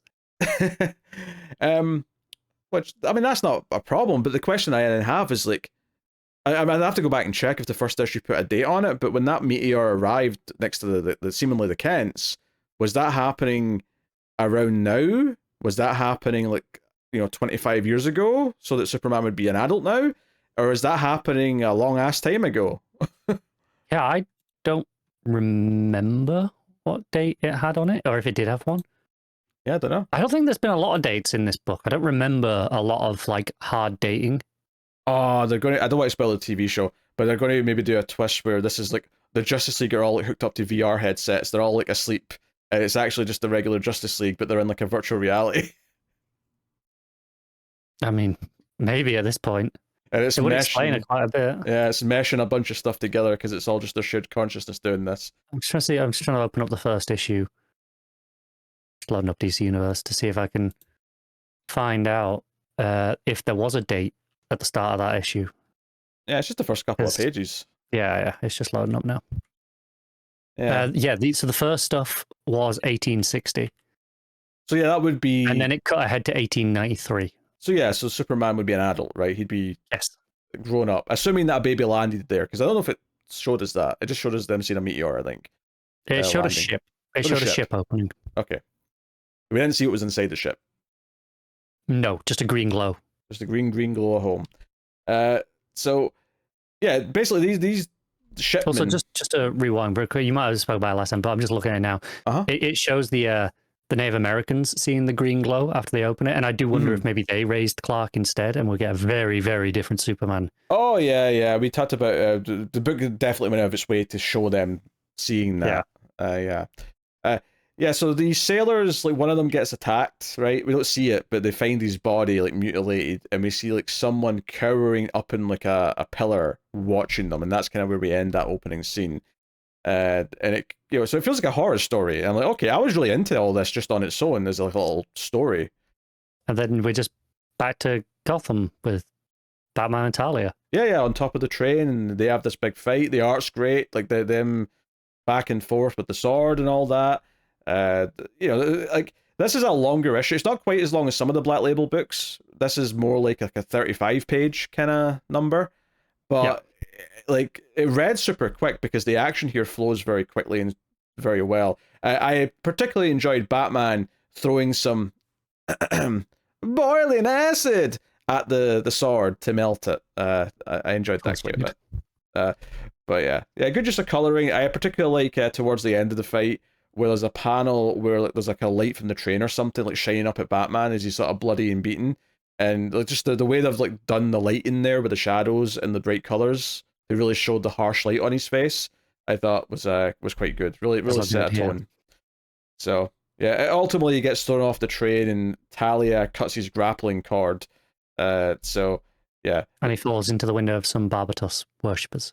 Yeah, this was really funny to me because obviously the whole idea of Barbatos, I mean, maybe there was an obscure reference a long time ago, but typically speaking, it's a modern thing, right? It's a modern thing in terms of how we talk about it now. I'm wondering because obviously the big thing that brought into modern day was probably Grant Morrison's work. Yeah, and I know how much they love pulling random shit from like obscure comics in the 30s. Oh 40s, yeah. 50s. Like Morrison, Wade, even Johns, they're all guilty of it. They all love to flex their DC knowledge muscles in different ways. So I bet you Barbados was a thing that that they've just pulled out of obscurity, and now we just associate it with but the current stuff. That's got a laugh out of me though, because this is like a cult worshipping kind of like witchcraft table, and they're like, oh, Barbatos, send us a message, and then Batman crashes through the window, and they all just look terrified, and he's like, go to church, you weirdos. And just gets out of there. I thought it was funny. And then we get a whole interlude part of the story here where we go to a castle in Scotland, although it's a Balmoral. Sorry? Balmoral Castle. Balmoral, sorry, yes. I mean, it's kind of important to what, because as soon as anyone who knows, as soon as you see that, you know what this is going to be. Do I? I don't know. Well, Balmoral is the residence of the royal family in Scotland.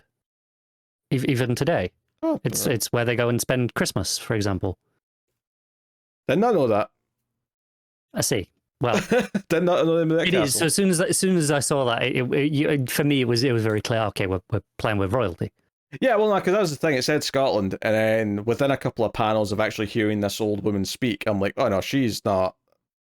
This is some pompous for the British Empire woman. This is not. It's Queen Vic. Yeah. So like but it took me a few panels to get to sort of the context of who she was and like what her character was. So yeah, the whole thing is that Constantine has snuck into the chambers and is looking at something in the crypt, which is green glowing, might we add. It's like a big medallion that's glowing green from the. And he's like, "What the hell? How long's it been doing this for? Why didn't you tell me?" Which is interesting. If some of this stuff, which I presume is also from the Kryptonian age, is only just started glowing green and wasn't always glowing green. Quite possibly. And Joe, I'm glad I went and checked that date just now, because it started glowing in 1860, which is when that was when that meteor shower was set. The ship arriving, yes. Yeah. All very interesting. I assume meteor shower and not just the ship, because it mentions meteors in the narration at that point as well. Yeah. I wonder if the stuff from back then isn't kryptonite in the sense that it's not radioactive like the actual kryptonite is. It's like pieces of the homeworld, but it's not. I mean, maybe it'll still be deadly to Superman. I don't know, but just the idea that it's glowing now when it arrives is interesting to me. Yeah, because kryptonite inherently isn't technology from Krypton; it's just rock. So why would it react to the ship arriving? Kind of thing, that's what I'm thinking about. Yeah, I think in this case maybe it's more that it is actually a technology and it's responding to like a transmitter being in the area. But regardless, she has him hanged for snooping around in the grounds. But it's a fake hanging, right? So they do a whole public hanging. He goes through the door, but he lands on a mattress. And it's like she's waiting down there with she's looking at, because all the pages before this she was in her 90 because she'd been woken up out of bed, but now she's sitting in her chair. She's got her little tiara thing on, and she's. I will say this did confuse me for a couple of pages, with the coloring. It immediately went all sepia. I was like, is this meant to be a flashback? Is this showing us Constantine becoming in her employ before, or is this after that event? I think it's after. I mean, I think it is, but I think it was unclear with the choice of coloring. I think it's just a case of once you get to her, I think it's pretty clear that this is just set after, and this was just a case of like them faking his death. The colouring is probably them trying to show the dour weather of Scotland, I assume. I don't think so, because it's already in Scotland before that, and like that first page at night, it's like all purples, right, and purples and greens. It's not warm, but it's not the it's not colourless like these couple of pages are. Yeah, but I'm thinking they're going for daytime like dour. This is like, miserable grey skies. It is what I assume Scotland looks like. Connor says after the start of this show, admitting that it's been colder where he is for weeks now. That is true, but I was in Scotland not that long ago. It was miserable. I'm sure you had a lovely time. I did, but the weather was miserable. Well, it was dry, I'll give you that, but it wasn't nice. Yeah, but to be fair, that was like what, April? It was June. Was it June? I don't know. Time's a flat circle. Or was it July? No, it was definitely June. Okay. Well, whatever. It's fine. I can't believe we let you across the border, to be honest. I snuck across. I hid under the seat on the train. Patrols. We're making these jokes. Anyone who's not in the UK should understand that you can just pass between Scotland and England freely at will. There's no There border. is no border. There's a sign saying you're now leaving or entering, and that's it. That's all you've got. It's a formality. It's a novelty more than anything. Yeah. Is there even anything at the border other than a sign? I think there's a pub, probably, because that would be the most British thing, right? I suppose. It's definitely not something that's same with Wales. Technically, you could go to Wales anytime you want. I don't know why you would, but you could. But you could go across the Severn Bridge, and that's just effort. No one wants that. Yeah, but sure, there's ways to get into Wales without going over a bridge, is there not? I think that's the main way in and out. Like, people drive in. There's probably other ways. I don't know, but Severn Bridge is. I have to imagine, because it shares an entire side of its country with England. I have to assume there's some non-bridge transport going. It's not like there's a river going down the entire edge of the country. All I know is every time I've ever been to Wales, I've had to go across the Severn Bridge. That's probably just like in your sort of like middle area. It's probably due to where I'm coming from more than where I'm going to. But it's left a bad experience. Okay. Whereas Ireland, you have to cross water no matter how you go. You do have to cross water to go to Ireland. Anyway, we went off topic there a bit. There's yes, Constantine. He's to go and investigate all these assets because she wants them for the British Empire, the cow that she is. Pretty much, yeah. Can't say I'm all about the whole colonizing bollocks that the British Empire were all about. Look, I can't say that I'm particularly pro-colonizer myself, but it happened. Yeah, but you're more of a descendant of that. I'm Irish by descent. Yeah, exactly. Yeah, but you're English. I am, but also like every single one of my grandparents was Irish. Yeah, and along the way they chose to side with colonizers. So yeah, when they gave them jobs. Guilty by association. Yeah, it's true. Oh dear. Anyway, so what I'm saying is, maybe we should bring back the Empire. No, let's not do that. Hey, you be our right-hand people. Whoa. That implies lesser. That implies not in charge. So no. None of that. You're not in charge. It's that simple. Oh dear. All right.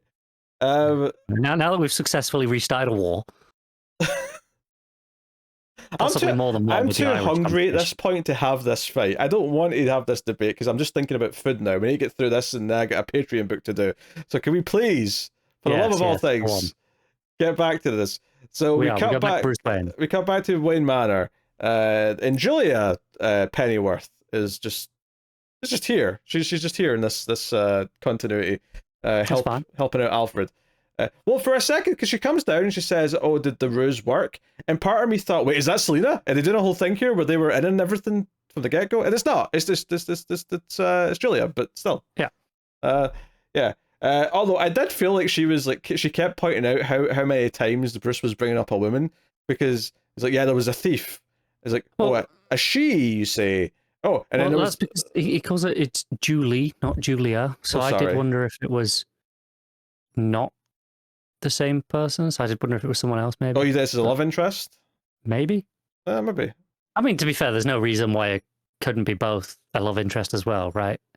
That's true. Maybe shacking up with Alfred's niece. Yeah, that's definitely possible. Very possible. No, it was the way she kept saying that, like, as a thief. Oh, a woman. Oh, and then the head of the assassins was a woman. Oh, there's a lot of women you were spending time with last night. But I don't know if she was just doing that sort of typical Alfred style thing where he's kind of like raising the eyebrow, like, oh, you've been, dancing with women. Anyway, the more interesting thing here, though, other than the art, when he's talking about how fear in the dark and like legacies and legends growing, and they put his face all in shadow because he's thinking about being Batman because he loves it. Is that some of these things, when he's looking at the Kryptonian age stuff, he holds up a bit of paper that very much looks like a Wonder Woman logo of some kind. It is, and you see like the warrior at the back kind of looks more. Yeah, the photograph underneath, yeah. And then obviously that gets paid off here when we go back to the Antarctica, where the sailors are all running from whatever, killed this guy. Giant centipede thing. Yeah, it jumps out and there's a big monster movie moment, fun. And that's when what appears to be an Amazon jumps down. That's who was up in the perch looking down at them early on with the shield. It may even be Wonder Woman herself, depending on where we go with this. It looks like it with the lasso, and this is where it felt super Frank Miller art as well. This felt very much like it was out of the more recent Frank Miller the Golden Age thing that they did. The one with the with Wonder Woman that they did a couple of years ago, and it's like almost this design. It's really similar. Yeah, I wonder where they're going with this, because it does make me think that this Kryptonian age isn't specific to Krypton necessarily, although there's definitely Kryptonian stuff in there. It feels like it's like, no. There was an age of heroes where a version of the Justice League all existed in some... No, whether or not they were actually a league and worked together as a team, or they were just all have a war with each other because they all represented different parties, I don't know. But it feels like there's something representing almost the entire Justice League at this point coming from this. Like between the conversation me and Matt had last time, even though I was definitely against it's a Green Lantern ring, now I'm like, well, I'm not so sure now because now there's Wonder Woman shit involved. So yeah. I don't know. There's a lot going on here, and I'm definitely into the mystery, and I'm into the world building of like what it all is. Yeah, it's been really solid. Yeah, and like the horror movie style stuff of the sailors going into the Antarctic, then the monster stuff at the end, the fighting with Batman and Talia. Like I enjoyed everything in this pretty much. I could do a less Constantine, but whatever. They're setting up some plots or whatever. Go for it. I think every book is improved with a little bit of Constantine, especially Victorian Constantine. Nah. Yeah. Plus, anytime I have to spend with royalty, I always regret a little bit. Oh, I'm aware. Dear. Nah. It's all right. Anyway, it's still fun. I think the art's still really good as well, across the board. Despite the comparisons to Frank Miller, which obviously he can be very hit and miss. And in his day. In his day, but I'm saying any of the art that he's done in the last decade or two has been a lot rougher. I think the art here is pretty good and fits the tone and the vibe that it's going for. And she wasn't in this issue, but there was a lot of focus on Selina and who she is in this world last issue. Because Matt actually read Gotham by Gaslight for the first time in prep for the first issue coming out, and I've not read it, so I was asking him, like, oh, is this Selina come from that book? And he's like, no, she's not even in that book. And I'm like, oh, so this is like this is them adding to that world of like adding what the Selina's like and all that. I'm like, that's cool. I read Gotham by I know when it was because I'd read it. It was when I just moved into my last flat. That's not this one, my old one that I was in for like 4 years. And it was a book, like I was literally like, I'd got the keys, I was waiting for the moving van to arrive with stuff. And all I had was like a couple of comics in my bag and like a camping chair, like a pop-up camping chair. So I was sat in the living room, completely empty room, on a camping chair, reading Gotham by Gaslight while I waited for the moving truck. And I enjoyed it. I had a good time. Yeah, fun. I haven't read it since then, so it's probably been 6 or 7 years, but it was good. Yeah. All right, I think that'll about do it. Apologies to David for having to edit the tangent out Gotham by Gaslight. Which one? What are you rating Gotham by Gaslight Kryptonian Age? I'll probably give it I'll give it an 8. I think it's really good. Yeah, I think it's an 8. I might even go at 8.5, to be honest. It's it's a really pleasant surprise. Like, I don't know that I was expected to be bad by any means, but it was just a solid story.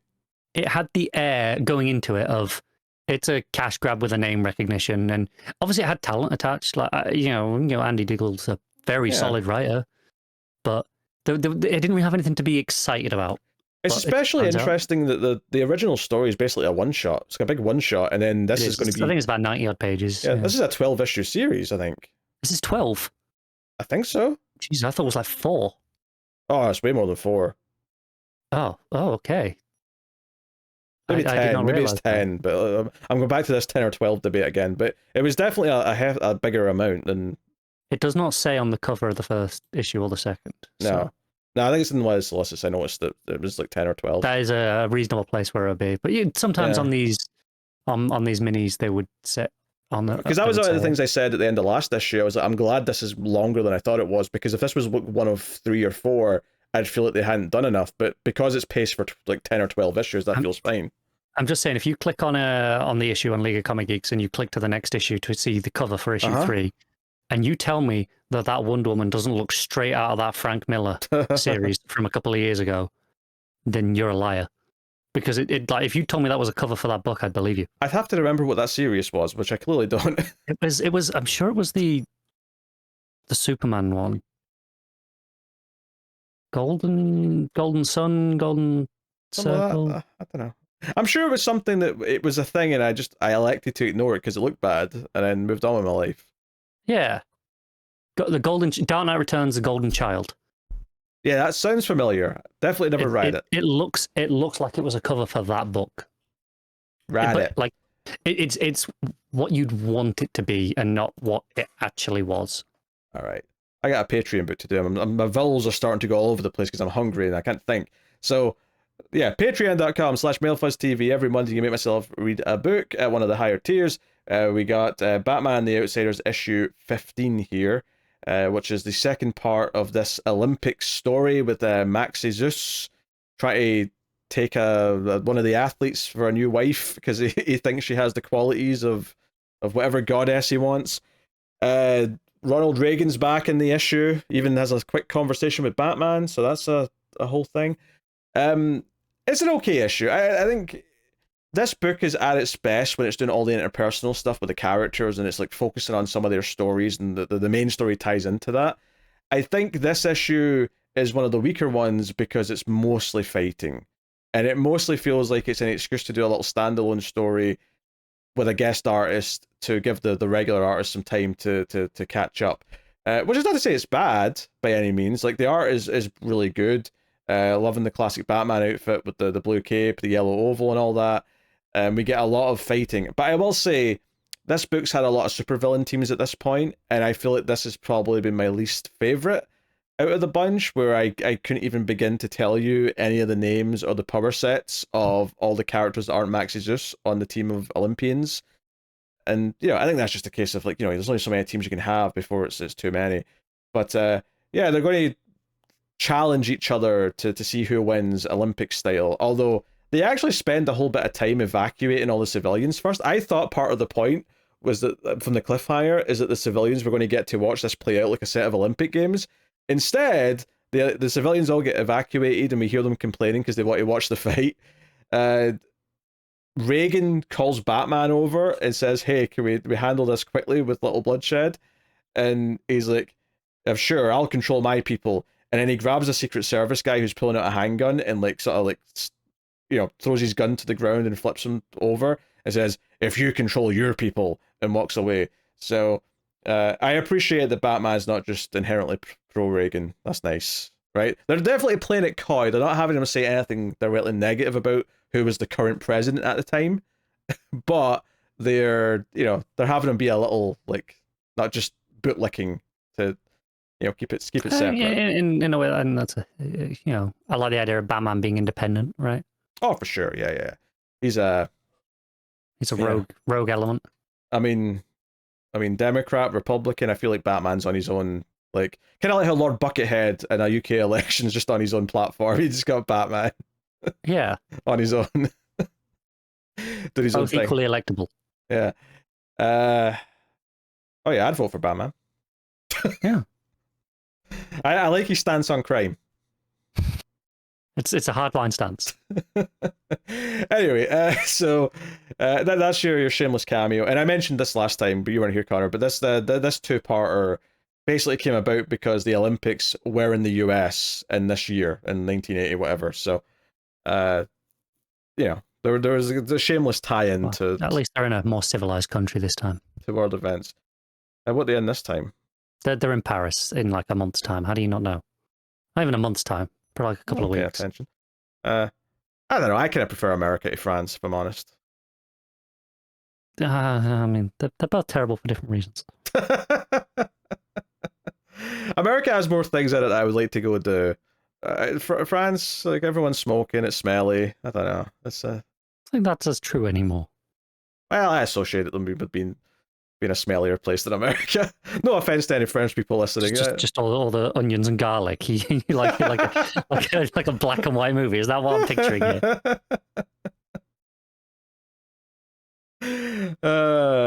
Dear. Plus, everything's in French. I can't be bored with that. That is a big problem. Yeah. Yeah, you know. Anywho, don't get me wrong. If you're going to compare like specific states in America to France, France will win against some of them. Don't get like. There's definitely some states that I'll throw under the bus against France. But do you want to name some names? No. Because we definitely have some listeners from different states, and I ain't going to start making enemies. I already decided we should be nuking Texas. So. Yeah, but I carefully made fun of Florida because all Americans who aren't Florida make fun of Florida, so I know it's a relatively safe bet. That is true, yeah. Anywho, so yeah, they evacuate the stadium, and then we just get a lot of fighting panels for the most part. And Max Zeus is making this athletic woman watch all the games, and he's basically trying to like goad her into being his wife. And, you know, the fighting's fine. You know, you've got Geoforce fighting this big muscly guy. You've got Katana fighting this more kind of athletic archer-style woman who, you know, so, you know, the kind of, they're relative matches. Halo fights this sort of demonic-looking woman who flies around and has a similar power set, but it's more like shadows she's using instead of rays of light. Simple enough stuff. And it's like, hey, we're going to walk across this wire without flying.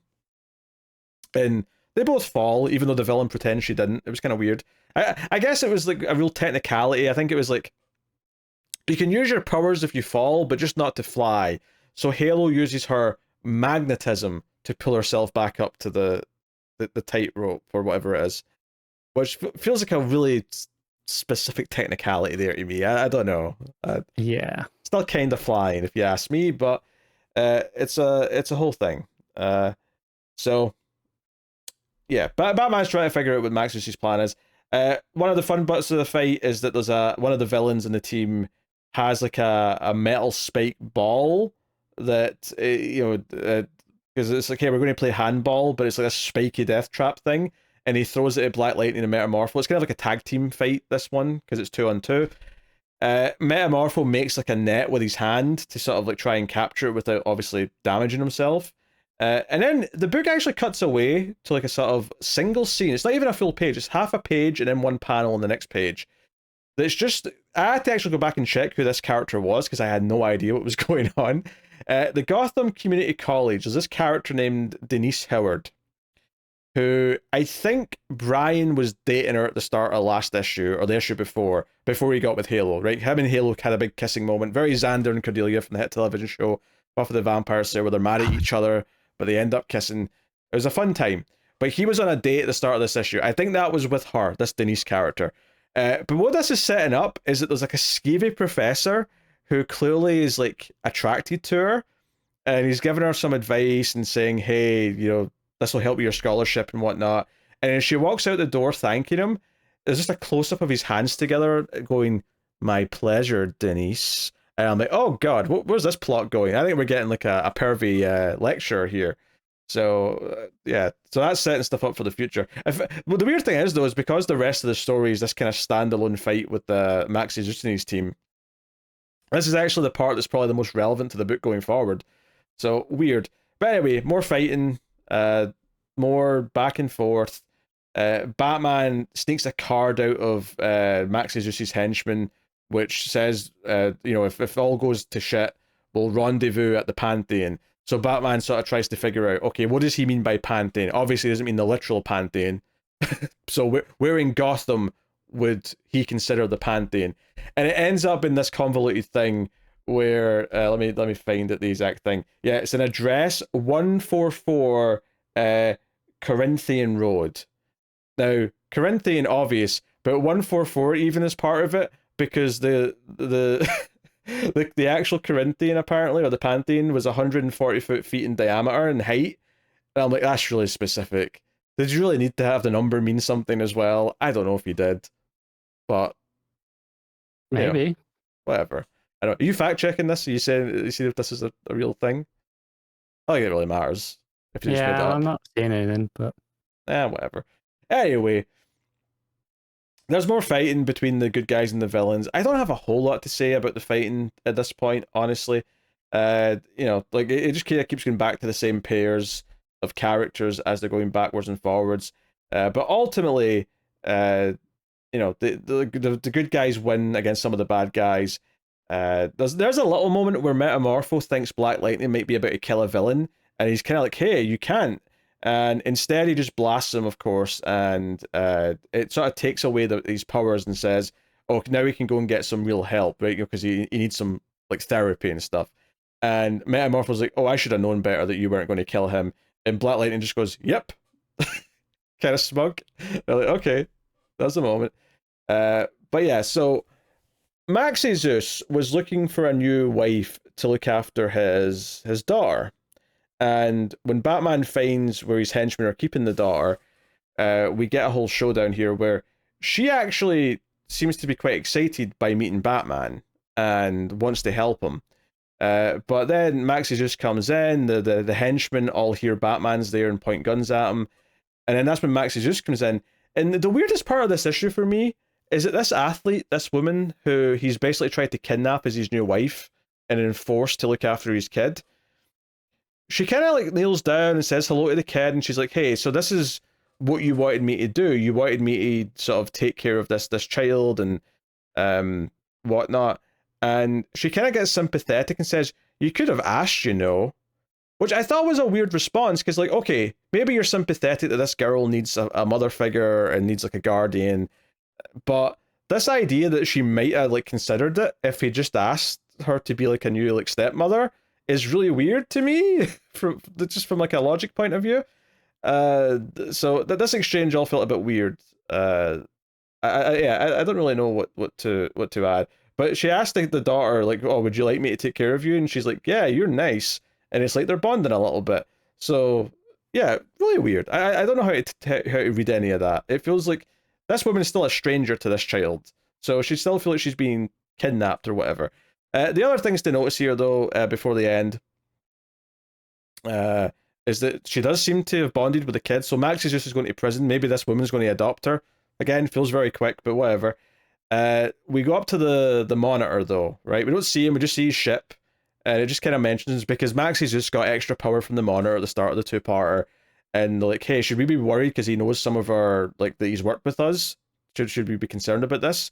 And the monitor's like, nah, he won't betray us. He's got too much pride, he's got too much honor, we're safe. So I think this monitor stuff is probably because this is around the time that's building up to Crisis. I'd have to double check that, but it seems like the right sort of time period. But regardless, there's a lot of stuff with Halo and Geoforce being worried about each other because they're fighting separately. So they kind of admit that they were both worried at the end. And that's pretty much it. It says next time, the truth about Halo Part 1. So we're getting a Halo-focused story, which is cool, especially since her entire backstory's been a mystery up until this point. She started the story with amnesia, or something akin to that.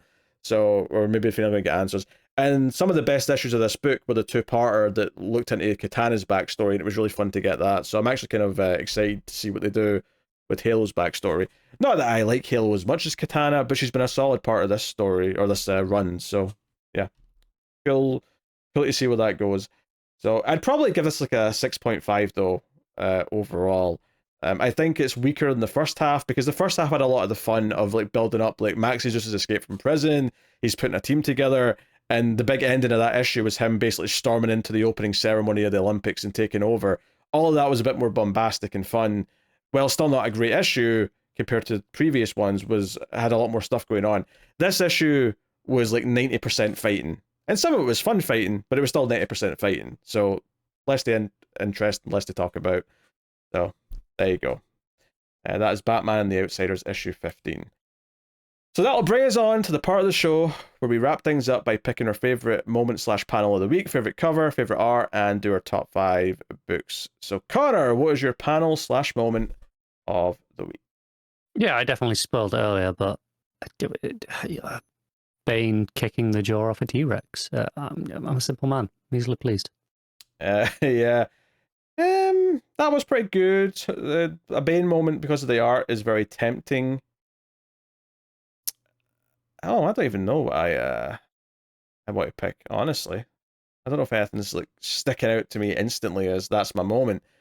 I guess if I am thinking about it, then I will probably go.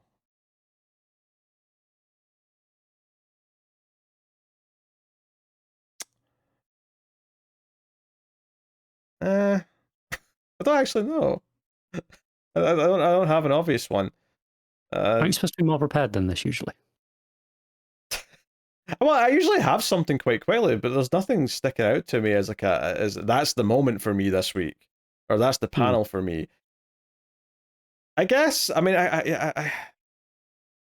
I guess I'll just take the first page of Bane jumping in Batman and Robin. Honestly, it's a tough pick this week. There's not like a moment from a story perspective that stuck out to me. Actually, you know what? Actually, I take that back. Batman crashing into the Barbatus cult was funny. I'll take that. It was funny, yeah. I'll take that as my pick. All right, cover of the week. What you got? I think I'm just going to go with the regular action cover. It is good. There's not a lot of covers really jumping out at me this week. It is good. I don't know what I'm picking yet. I will say that the variant from Ben Oliver in action is also pretty nice. It is nice. I think I prefer, especially if you look at the version of the action cover without all the logos and stuff. It's just really nice, that cover. Yeah, I'm just having a quick peek through the rest of the variants right now. There's a Ferreyra cover for Batman and Robin that's solid, but I don't think it comes close to anything that's in the book. Yeah, that's fair. I'm just glancing at all the different books right now. Nothing's. There is a Steve Beach Outsiders cover, which is all right. If you like that kind of shiny look to your bat suits, very glossy. Yeah. But, very latex. Yeah. Because Steve Beach won a lot of covers of the week for me when he was doing the action covers. I was really liking a lot of those. That's fair. But yeah, I really like the Green Lantern cover. As much as obviously it was a lesser issue of that series, I do think the cover is really nice. Having said all that, though, I'm probably going with the Ben Oliver Superman or the action cover. Yeah. So, all right, fair. Art of the week. Oh, it's Batman and Robin. It's not even close. Like, not that any of the other art's bad. Most of it's pretty good or solid at the very least. Yeah, Carey's good. Yeah. I think I could be tempted for Fernandez for Gotham by Gaslight. I think the art in that is very good, but I'll probably also go for Raya on this. I think for part of it's just that it's been so long since we've seen him. It's just really nice to see him on DC book again. All right, top 5 books. Off you go. Outsiders is top comfortably, and then probably Gotham by Gaslight, and then Batman and Robin. Action, and then comfortably last, unfortunately, for the first time, will be Green Lantern. Yeah, number 1 for me is Gotham by Gaslight. Number 2 is Action. Number 3, Outsiders. Number 4, Green Lantern, I guess. Then 5, Task Force 7. What have I left? Oh no, did I leave off Action? No, I said that number 3, didn't I? You left off. You should be leaving off Green Lantern. I should be, yes. What have I left? Maybe I missed Outsiders. Maybe Outsiders should be. All right, I'll just start again because I'm confused now. All right, number 1, Gotham by Gaslight. Number 2, Action. Number 3, Outsiders. Number 4, Batman and Robin. Number 5,